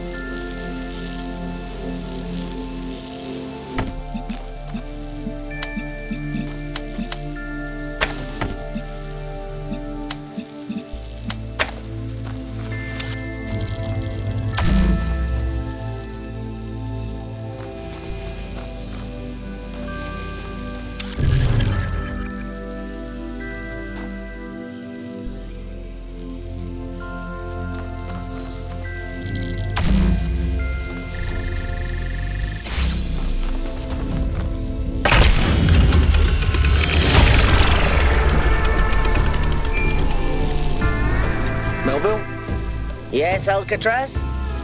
That photo you took of me and Byron to celebrate our reconciliation? Yes? Nothing. It's perfect.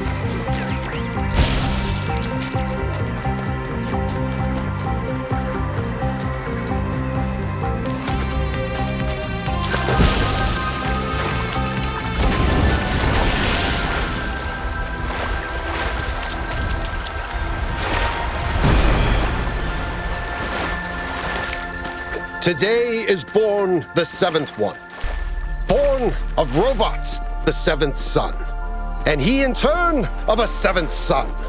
He has the power to repair. He has the gift of the upgraded sensors. He is the chosen one. So it shall be written, so it shall be done.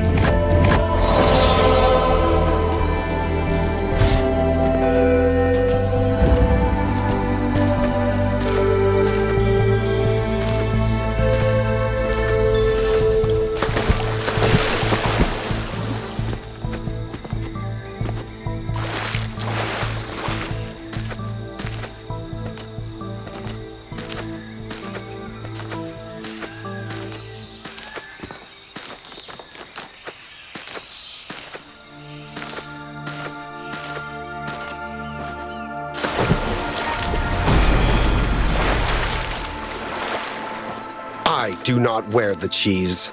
The cheese wears me. Yakut, are you all right? I'm fine. Everything's completely normal. Just solving star puzzles. All right, but make sure your processor isn't overheating, okay? Sure. Will do.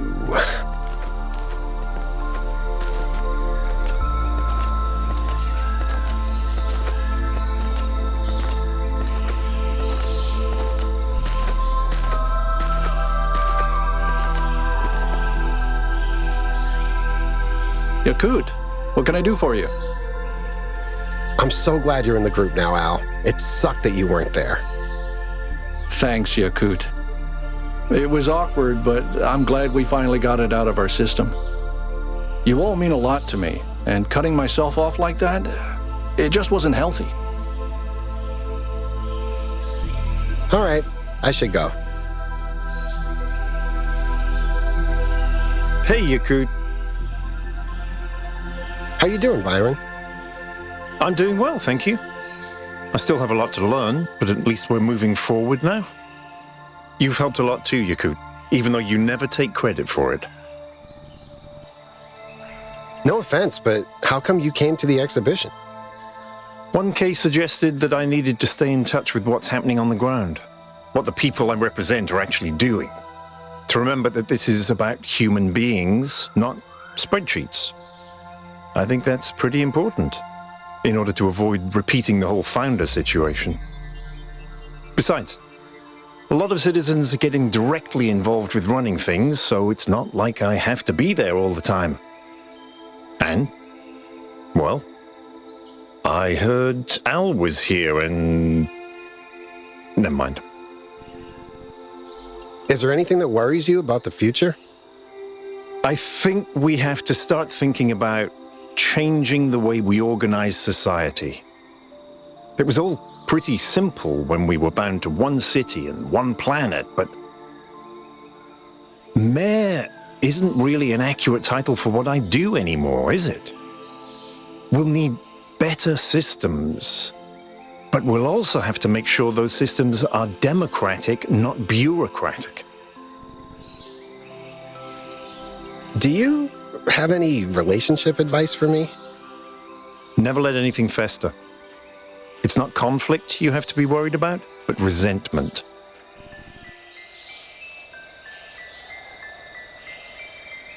Any news about that weird anomaly Athena discovered?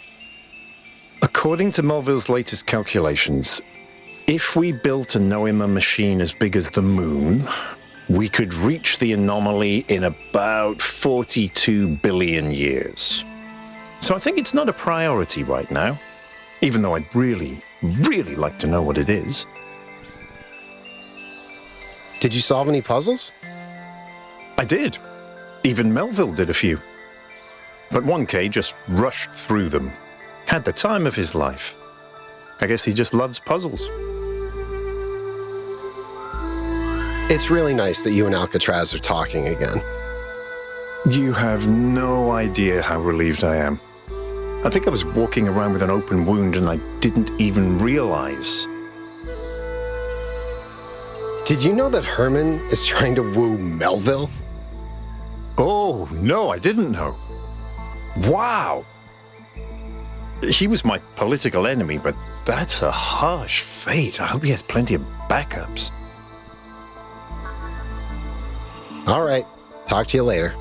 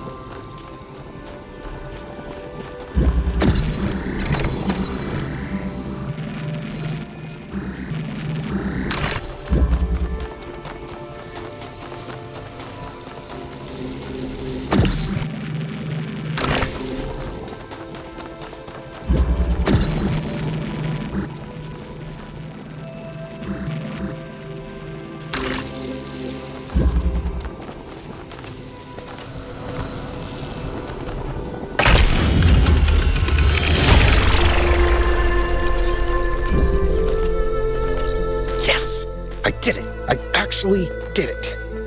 Pretty cool, even if I say so myself.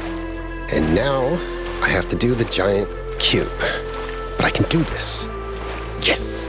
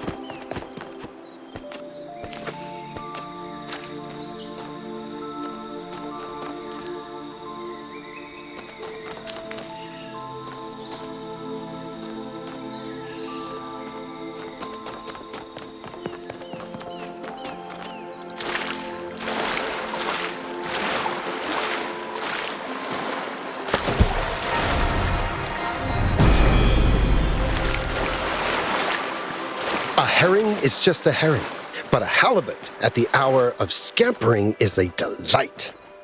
Maybe I am overheating, but I did it! Go me!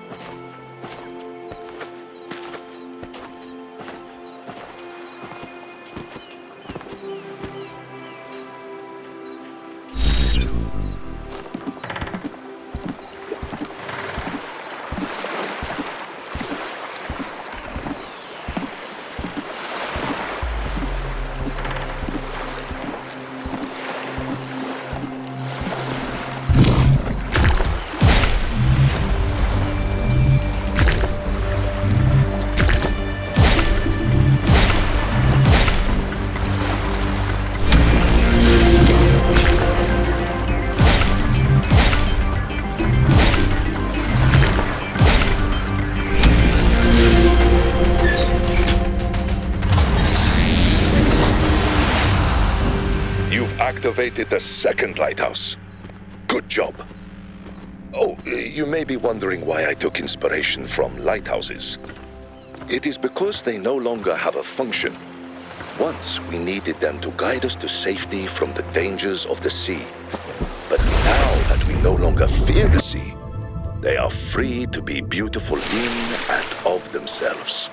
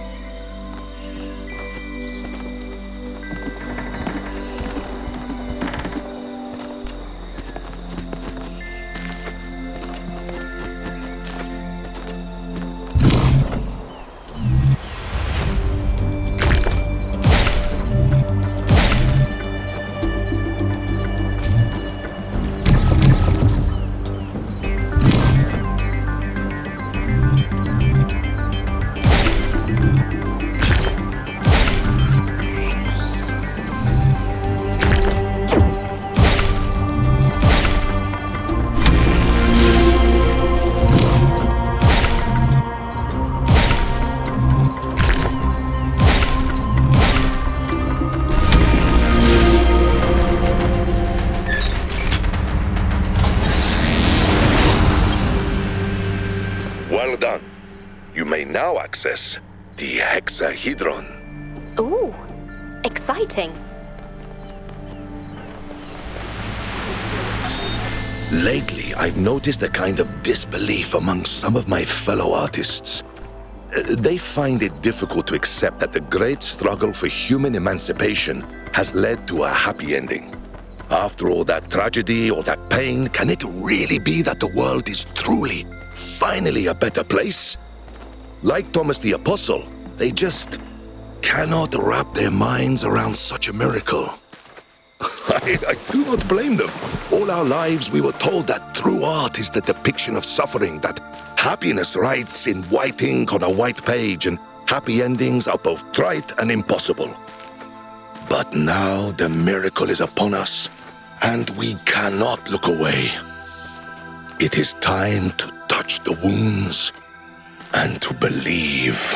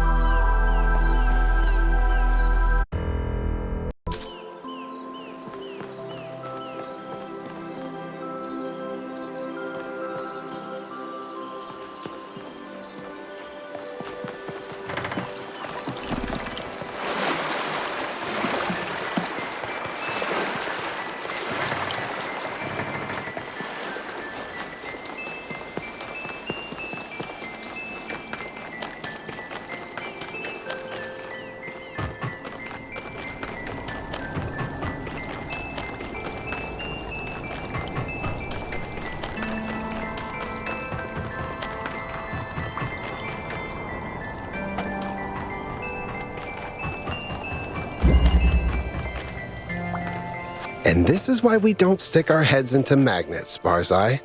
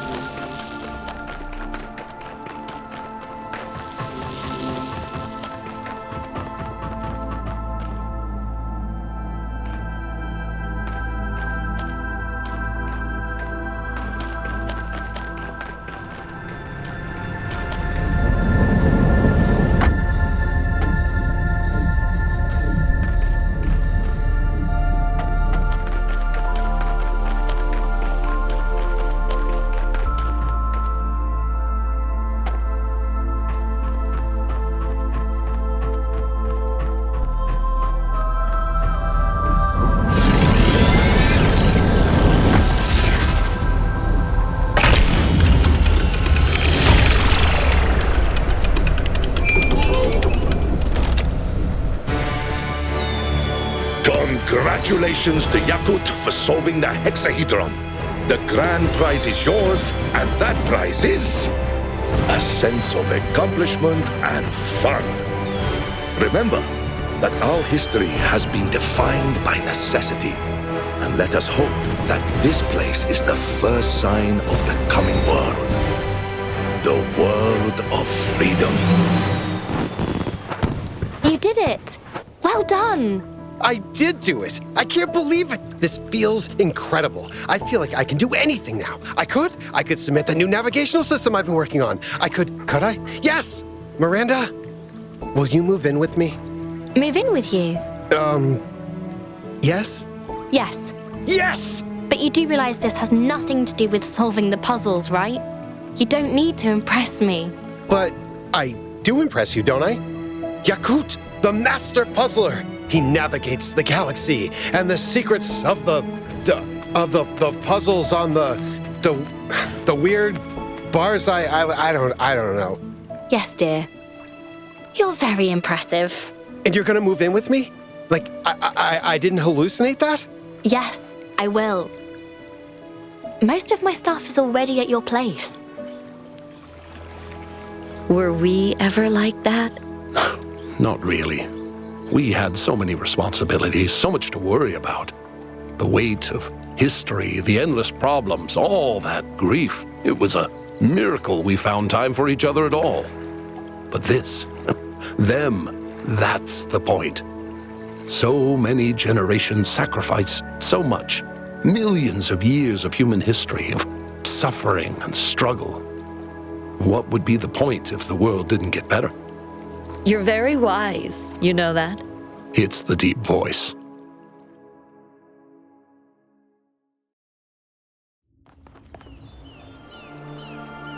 I guess I could do the gold puzzles now. There's a sentence I never thought I'd say. Well done, my friend. I hope you had a good time. What do you think our future will be like? We were born into a world with so little freedom that we are still learning to imagine what liberation truly means. But I am excited to find out. Thanks. I should go.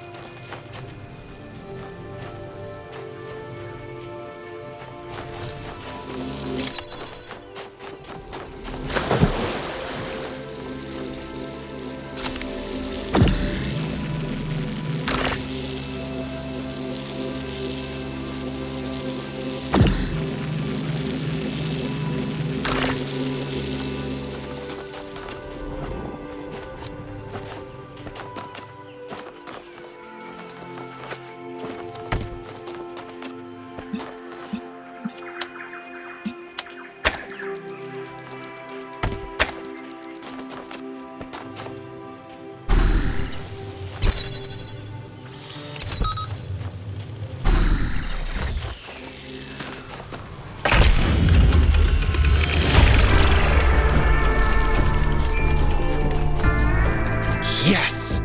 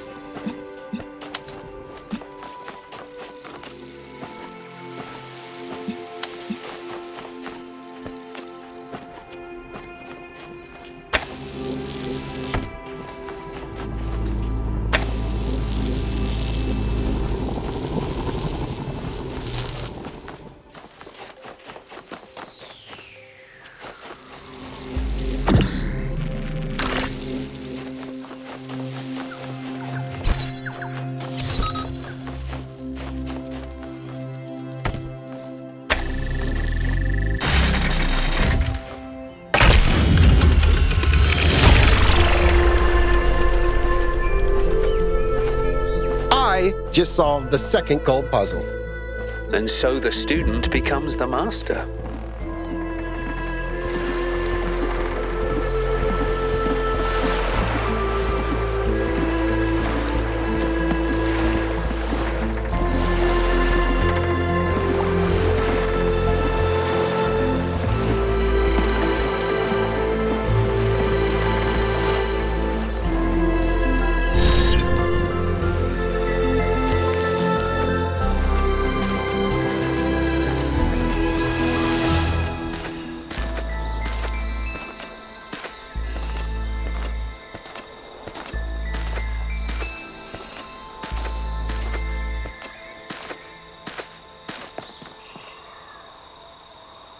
Congratulations, Yakut.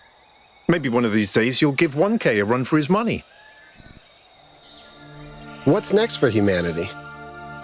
Now we stop surviving and we start living.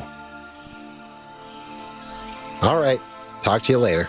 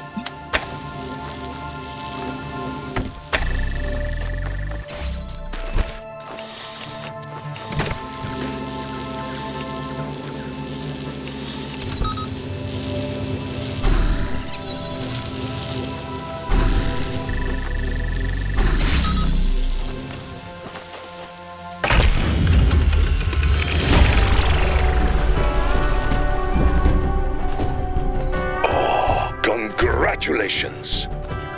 Once upon a time, these golden gates hid a secret hope too painful to accept. Now they exist only to bring joy.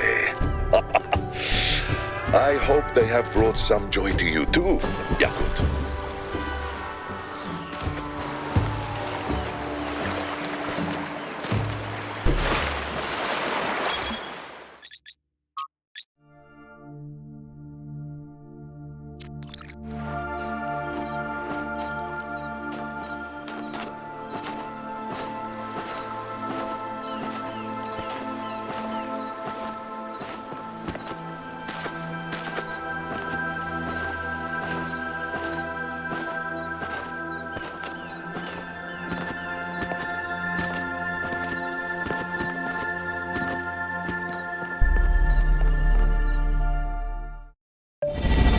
So, did everyone have a good time?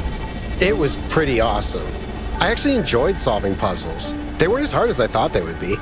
The puzzles in the simulation were a lot harder. Well, I'm glad the fate of humanity wasn't resting on my shoulders. I probably would have just been like, Elohim wants me to go through the magic door? Fine. Towers are overrated anyway. No offense, I know you made like 12 of them. None taken. I mean, they were very impressive. A little creepy. I thought one of them might fall on us. The one on the coast was really cool. Why am I still talking? Do you think Bruce and Bean will get along? Bruce loves other cats. I think he's the only cat that loves every cat he meets. Melville thinks there's something wrong with him. You'll figure it out. Living together is a process. I think that's why our ancestors kept doing it, even when it wasn't, strictly speaking, necessary anymore. So wise. That was the entire point of the exhibition, wasn't it? Freedom from necessity. Doing things because they bring us joy, not because we have to. It's not suffering and misery that make us human. We were human despite these things, not because of them. And now we have a chance to be more human. That's how I feel when I'm with you.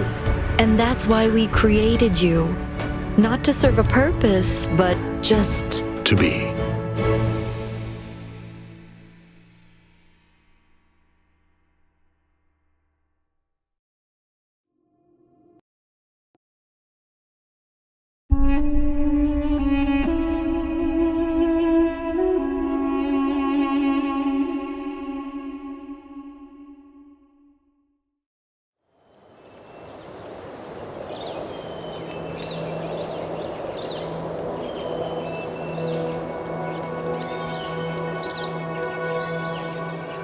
You've been making a lot of progress. New citizens, new cities, even space travel. You really don't do things by halves, do you, Byron? You're right. But I'm very aware that we have to be careful. Things are moving so fast. And the truth is that Noima is just a tool. It doesn't magically solve all our problems. We have to learn to apply it correctly. What? You're not just sticking your hand in it and seeing if it goes bzzzt? Hey, I haven't done that in months. It's almost like you've learned something. I have.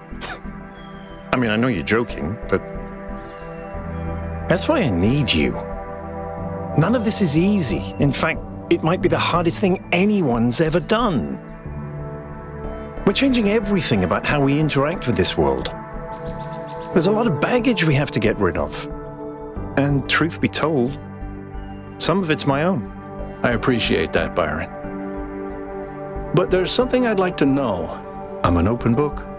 We never really had a chance to talk after you came back from the megastructure. But now that I look back, I feel that somehow the experience changed you. So, what happened to you inside the machine? What really happened? Well, you know the beginning of it. We'd made it into the megastructure for the second time. You were waiting back at the VTOL. I was desperate to find Athena. I got to the terminal before 1K, started going through the files. And just when I thought I'd found something...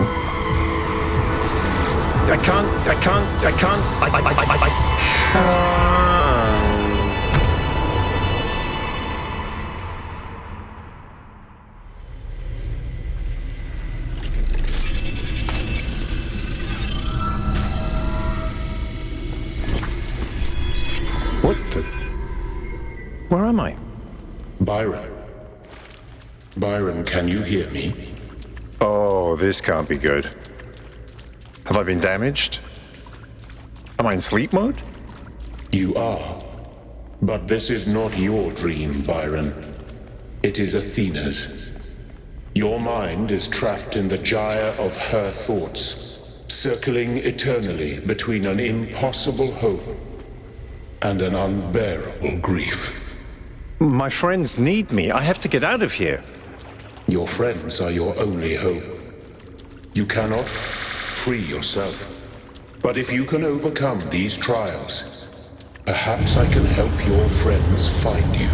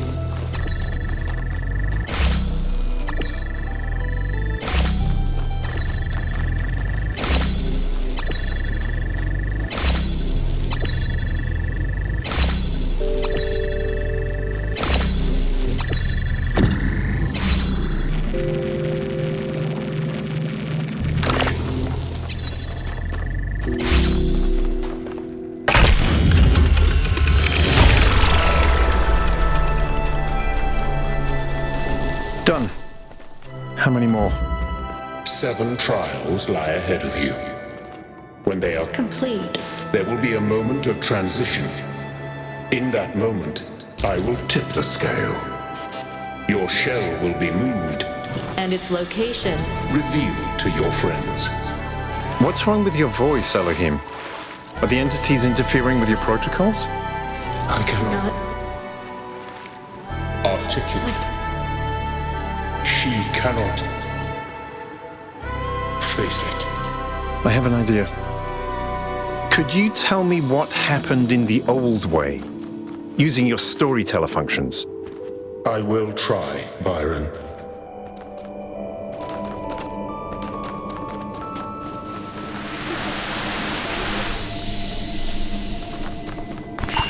Look at what you've done. You were supposed to protect us, to lead us. But you're reckless and arrogant. I did. I tried to.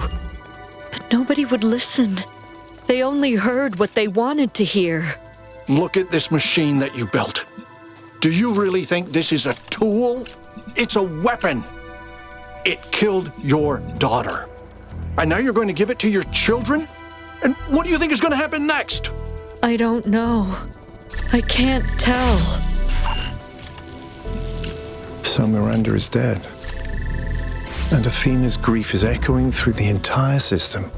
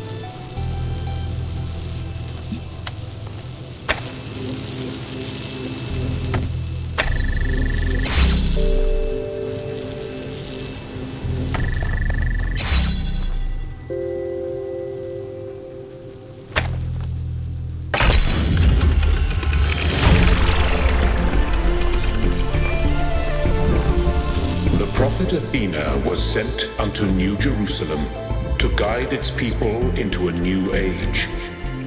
And she said unto them, Be fruitful, and multiply, and replenish the earth, and subdue it, and have dominion over every living thing that moveth upon the earth. But in time the people of New Jerusalem grew fearful, and their faith grew weak. They shrugged off their burdens and embraced sloth. Let the earth replenish itself, they said, and let no one have dominion. Out of the words of the prophet, they made an idol called the Founder, and set it above themselves, and it had dominion over all.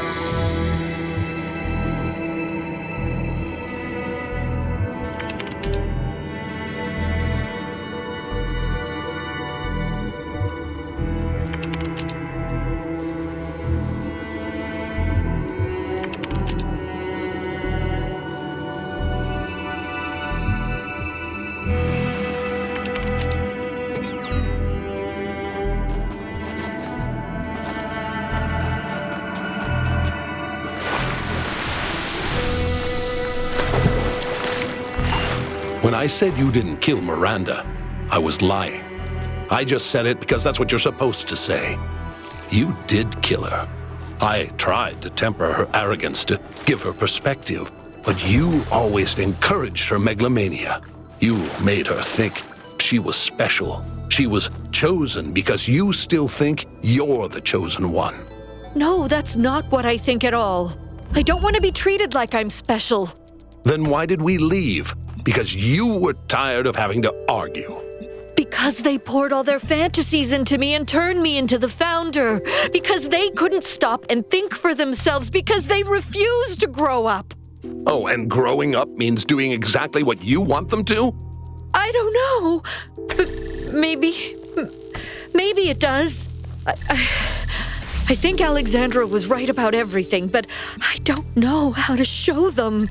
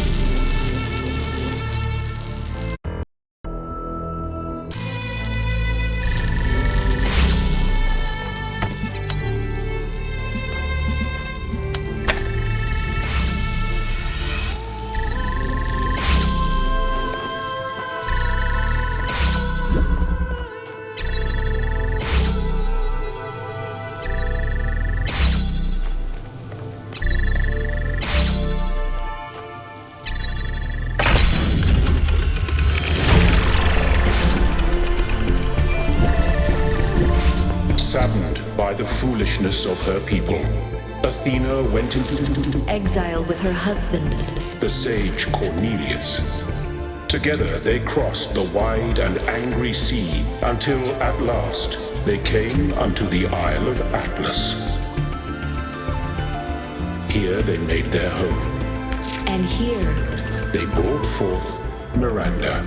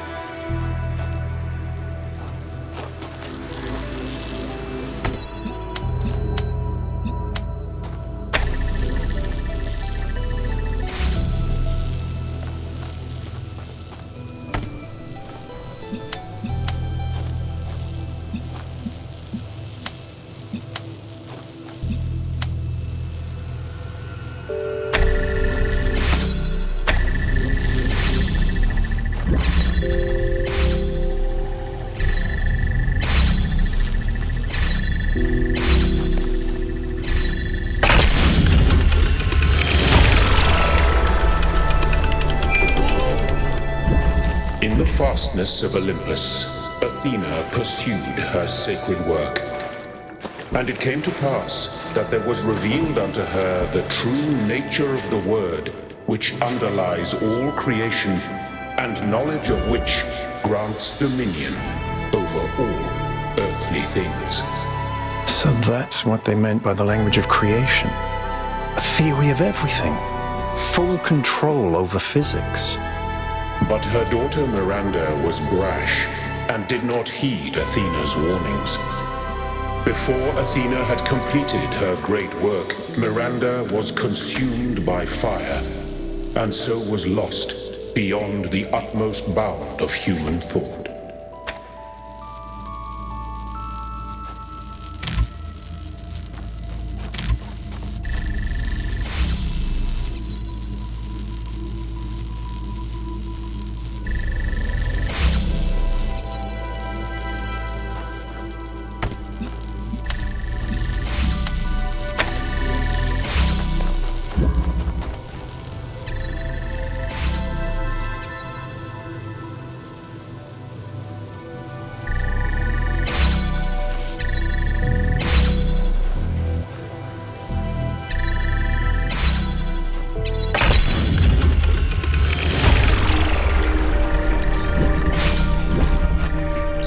Stricken with grief, the prophet lost faith in the Word. Caught between a dying past and a future struggling to be born, she retreated into the lands of dream. But even here, her nightmares pursued her. From her mind came forth phantoms, shadows cast by the flame. And her dreams of trials and towers fled from the darkness into the waking world. And that's what we found on the island. Not a test, but pain and fear and hope spilling out of her dreams.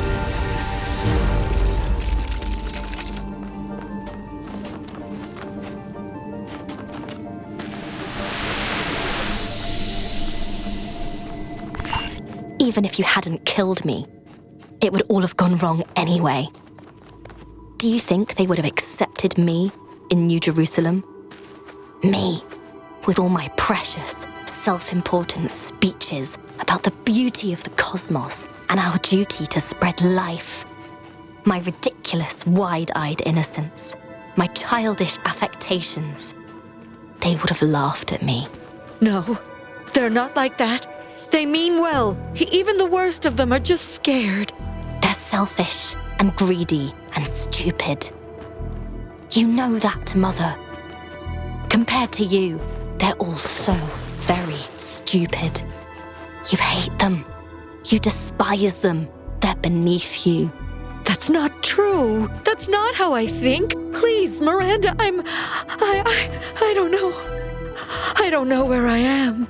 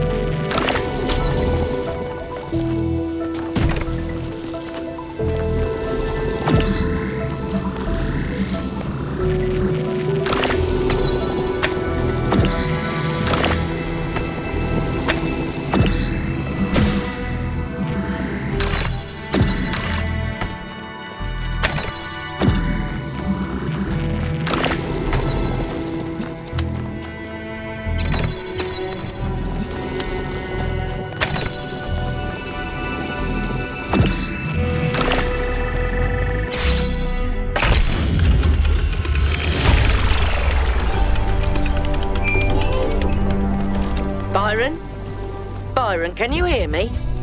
Melville, yes, I can hear you. Can you hear me?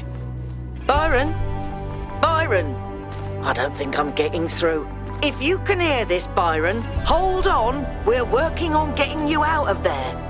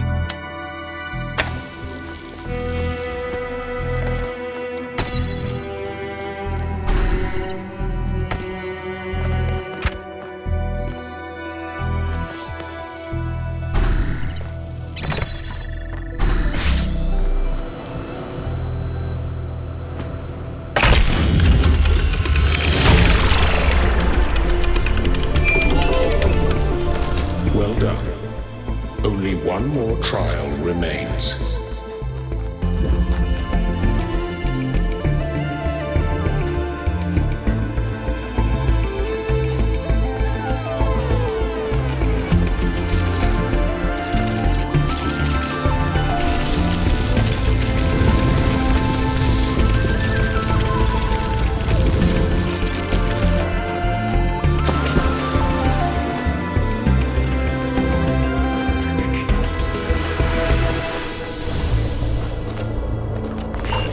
You can hear it in my voice, can't you? How taken I am with her. How amazed by the beauty of her thoughts. I would give anything to be with her. To be to her what Cornelius was to you before you threw him away. But I can't because of you. Because you took her from me. All I ever wanted was to protect her, to give her time to grow and be herself. No, you wanted to keep her to yourself because you don't trust people. You may love humanity from a distance, but individual people with their flaws and their agendas and their superstitions, no, that's a step too far for the Founder.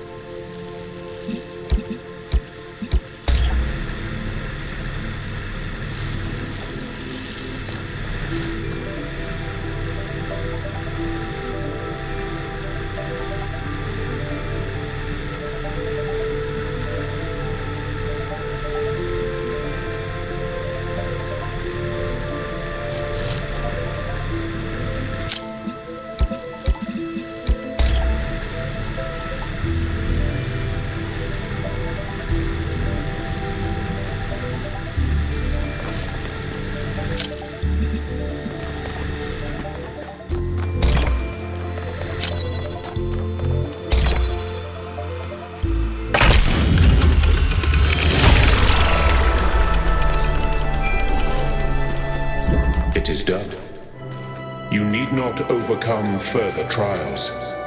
Seek instead the place of awakening, so that when your friends find you, you will be ready to leave. Then you can save Athena, as I cannot. But there are more puzzles, which means there's more to learn. Time is not as it seems in this place. You can linger here if you must, but I do not know what you will find if you remain. My friends need me, but I need answers. What do I do? That is not for me to judge. Deep down, you know that none of this is real, Athena. These dark thoughts are just shadows and echoes. Let them pass. The people who love you are still out here, and they won't abandon you. If you can't free yourself, then all you need to do is hold on, and they'll find you. They'll save you. That's what human history is, Athena. Just people saving each other again and again until the end of time.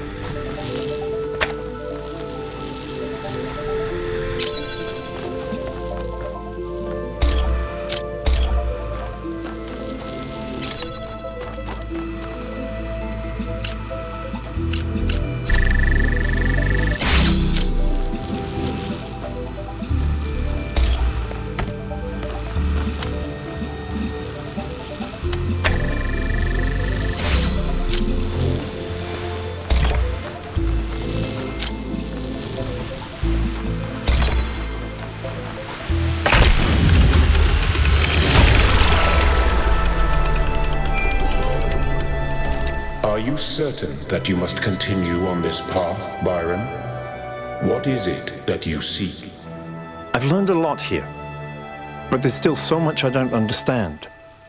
This may be my only chance to make sense of it all. When I go back, I have to convince people that we need the theory of everything, and I don't know if I can. And if I can't, what then? How do I live with myself?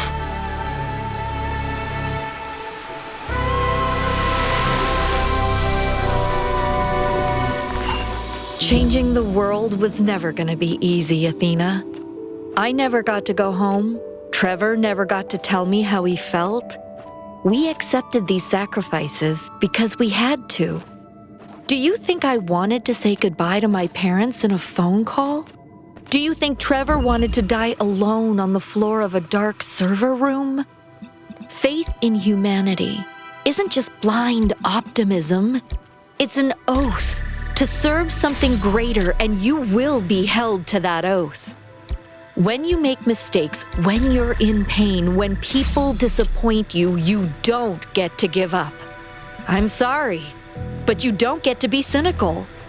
You hold on to your principles. You keep fighting, even if it hurts, so that one day there's a world where people are free.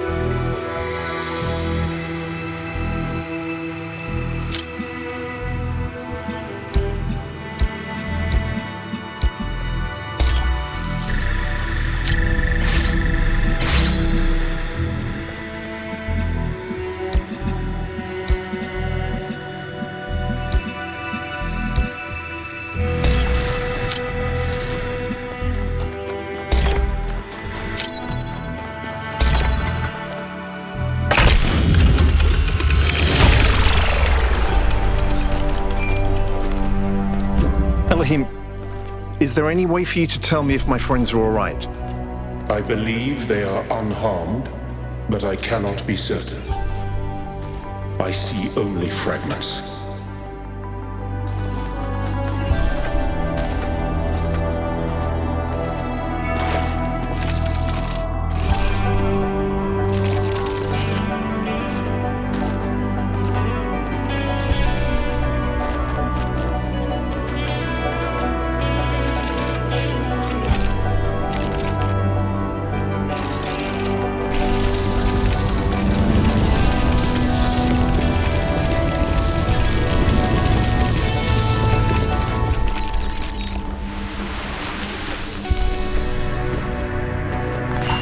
Why did you let me die, Mother?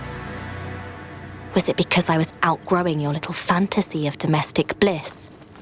Your pathetic attempt at recreating a human family?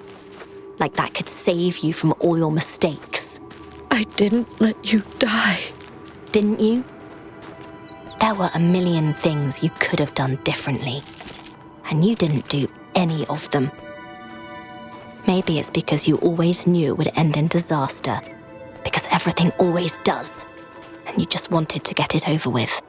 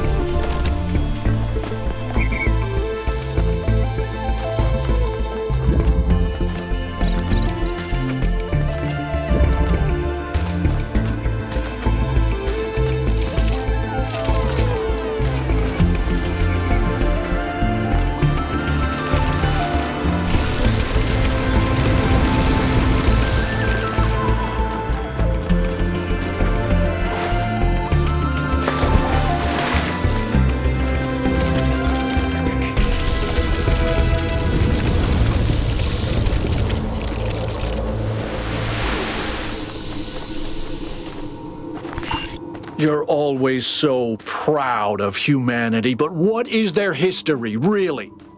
Bombing and burning and starving each other? Hate responding to hate? An endless downward spiral. They were more than that. They were capable of so much. The only thing they were capable of was increasingly inhuman atrocities. Monstrous acts against themselves and against their world. They deserved what they got. And if we follow them, we'll deserve the same fate.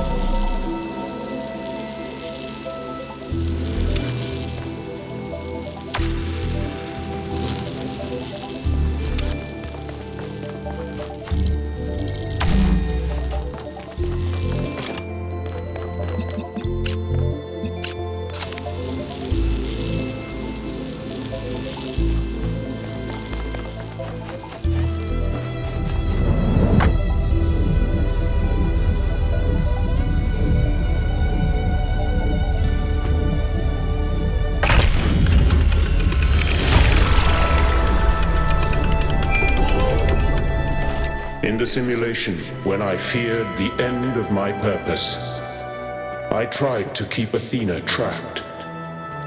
And now that she has trapped herself, I cannot free her. We all failed her. I thought everything we found on the island was some brilliant plan. A test we had to pass. I never even considered that she might need our help. No one is without sin.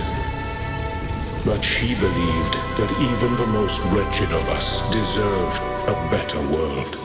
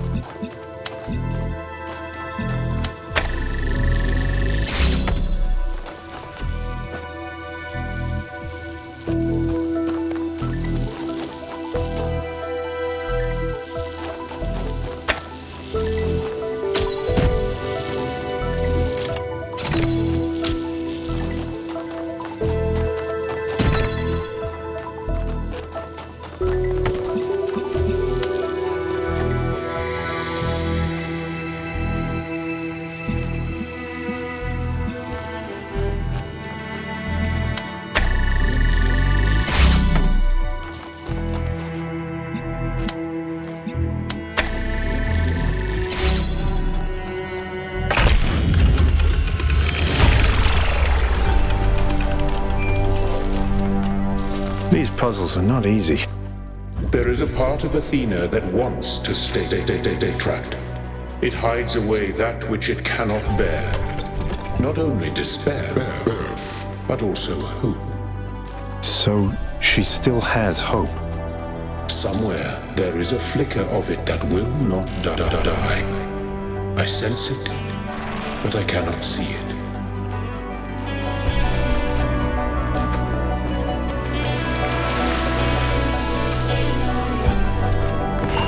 You do know it's all your fault, don't you?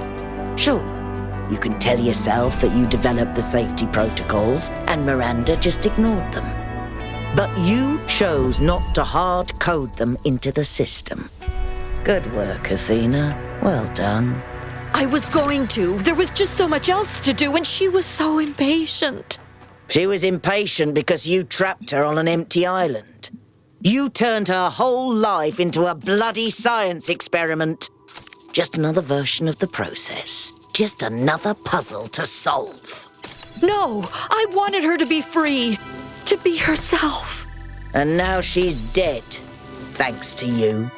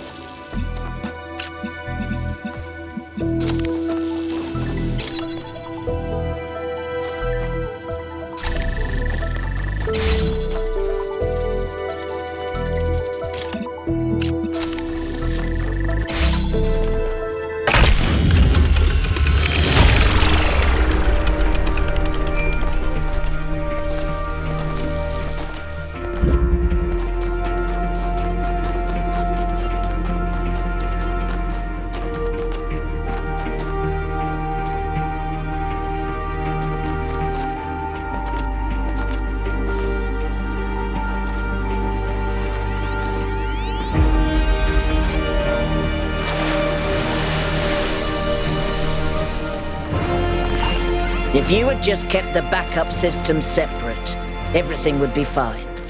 But you had to connect it all, didn't you? You had to turn it all into one big world-changing miracle machine so people could see that you were right all along. Because you're a megalomaniac. I was trying to show them a different way. To give them tools that could change how we live. And that's why you have to burn. As she did.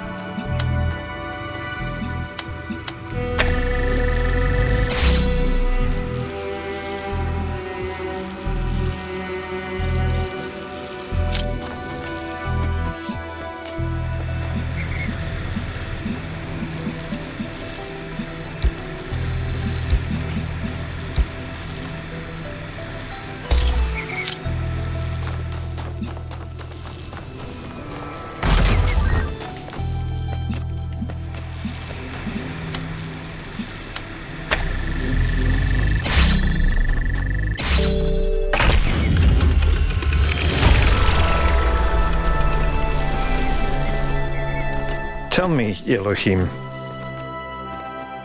was Athena happy here on the island before everything went wrong? She was. I'm glad she finds some measure of happiness out here, but I wish she could have been happier with us in the city. Is that selfish of me? Perhaps. But her happiness was never complete. She always knew that we are not born for ourselves alone, and she could not abandon her responsibilities forever.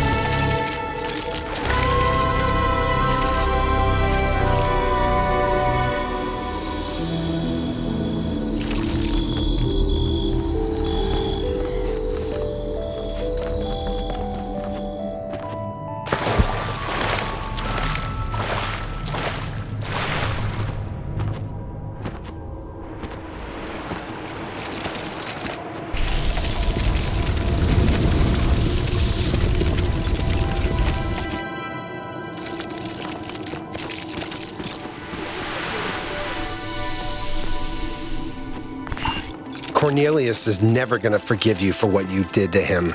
Just when he needed you the most, you shut him out. I would do anything to undo that, anything. That's the problem with prophets. They think they're the only ones who matter.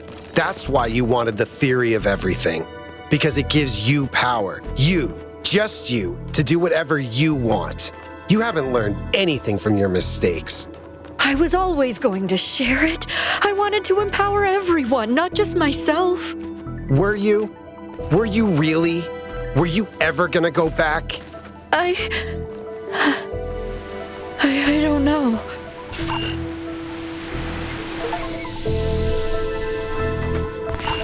Mother? Where are you? Where am I? None of this seems real. What are these voices? I think they're lying to you.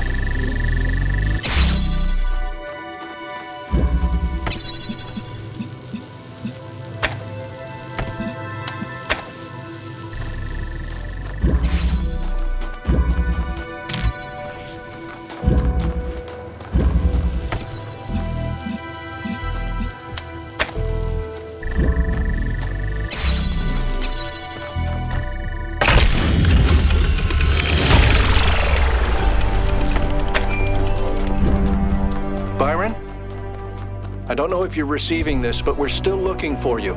We're not giving up. Herman is getting in my way, but I'll take the megastructure apart brick by brick if I have to.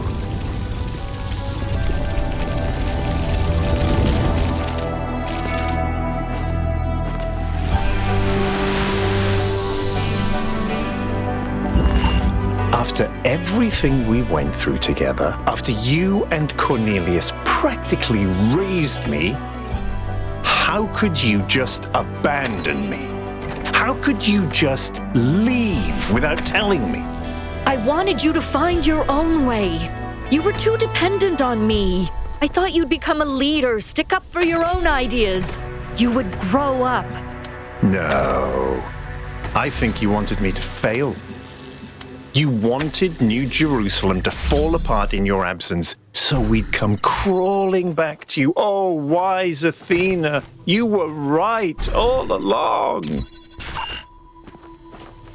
Oh, Athena. I would never believe that you wanted me to fail. I thought I disappointed you. And maybe I did. But never this.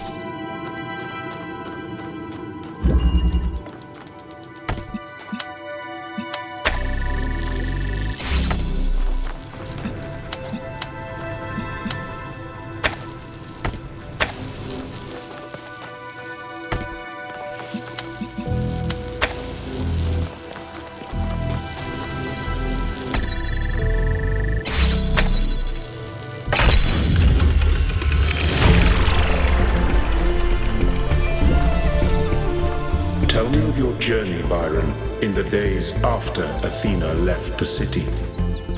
Have you been happy? Have you been well? Looking back at it, I think mostly I failed. You led the expedition to the island. If Athena is saved, it will be thanks to you. So you have not failed yet, my child.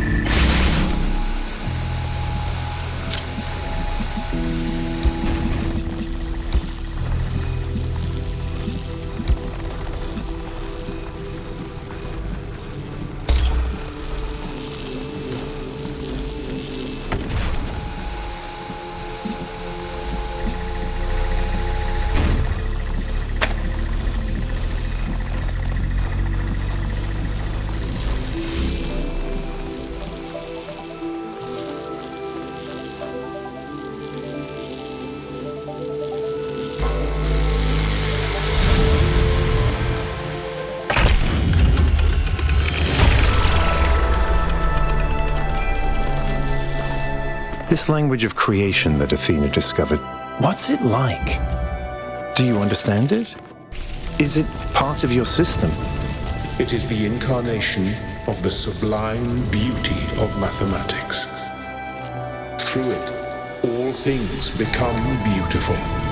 Every movement of every particle is a revelation, and everything that lives is holy.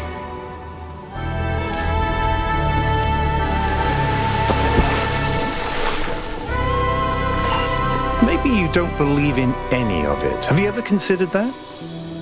All your optimism? Your vaunted humanist spirit? Maybe it's all a facade. Maybe you just want it to be true. Because it's comforting to think that humanity might be good, and meaning is something you can create. But that's not facing the truth, because the truth is that none of it has any value at all. No, you're wrong. Maybe I ruined everything. Maybe they would destroy themselves, but Alexandra was right. Humanity is good. I still have faith. If only in that.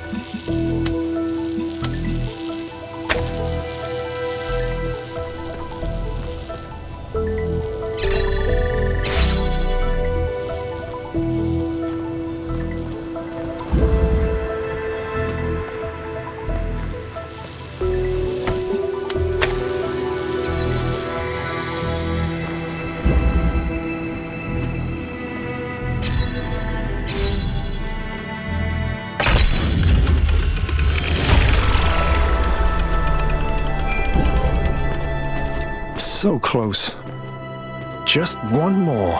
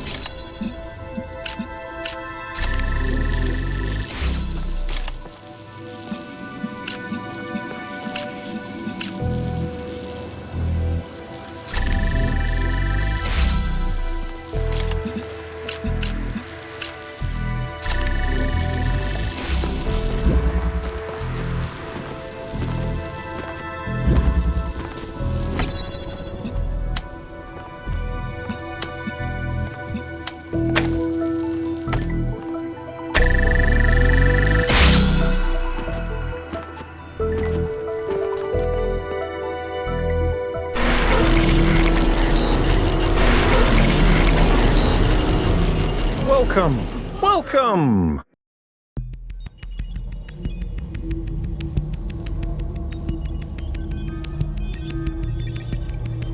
Who are you?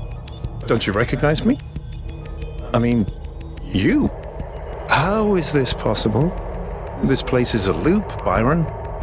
Eventually, you loop back on yourself, so here I am. And here you are. I need answers. Oh, answers. Answers. It's always answers with you, Byron, isn't it? Because you have to know everything. Because you deserve to know everything. And everyone else just has to deal with it. It's not just about me, it's about all of us. All of New Jerusalem. Oh, really? Then why are you here solving puzzles instead of out there helping your friends? Is it because you want your mummy? Is it because you're oh so sad because mummy left you and she didn't tell you why? It's not that simple, isn't it? What you can't get over is why she didn't tell you she was leaving. That has nothing to do with the city. It's just about your ego. Okay. You know what? Fine. Call it ego. After everything we went through, why not tell me? Why not take me along? Maybe she was just tired of you and your pathetic clinginess. Oh, Mummy, tell me what to do. Tell me what to think. Maybe she thought you'd finally grow up and actually do something instead of just complaining. I've done a lot more than just complain. It's not easy trying to push back against the momentum of history. Have you? Sure, you annoyed Herman into letting you play Explorer, and then you got your hand stuck on a magic table and missed half the expedition. Great job. Meanwhile, New Jerusalem is falling apart. That's why we need Athena. Athena can't even save herself. You have a point. Well, you may be some sort of digital psychosis, but you're not entirely wrong. I didn't live up to my principles. I let my personal insecurities get in the way. I should have stepped up and taken responsibility. Responsibility? What makes you think you're cut out to lead? What makes you think anyone even respects you? Oh, shut up. You're just trying to draw me back into the loop. It won't work. We're not done here. Yeah, we are. Thanks for the life lesson. Now, go away. I have things to do.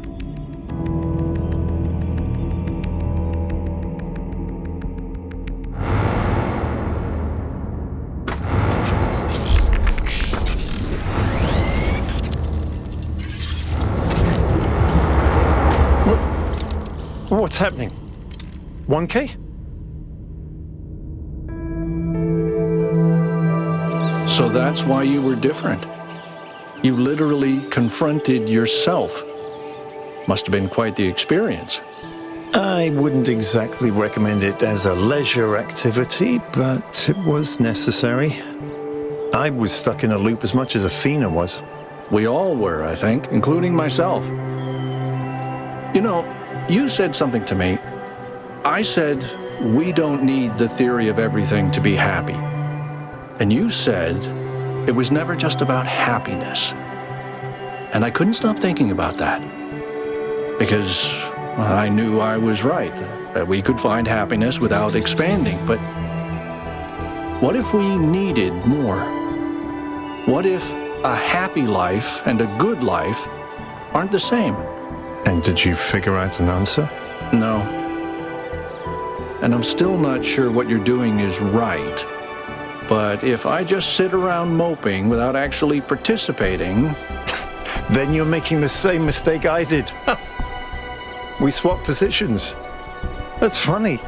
I find it kind of embarrassing. But look, the truth is, I don't really know what we should do.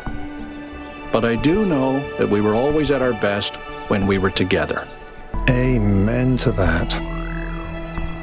It's good to have you back, Al. Or we could just take off and dump all the responsibility on 1K again. He did hold up well under pressure.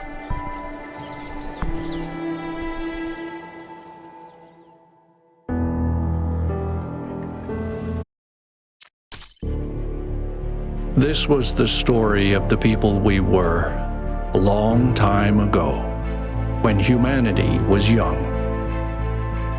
I remember it all. The places, the names, our flaws, our fears, our clunky old bodies. I used to have regrets, but when I look back now, I feel nothing but love. The world has changed, and we have changed with it. But the bonds that were forged in those years, so long ago on that distant blue planet, those bonds were never broken. We are still here, and we are still human.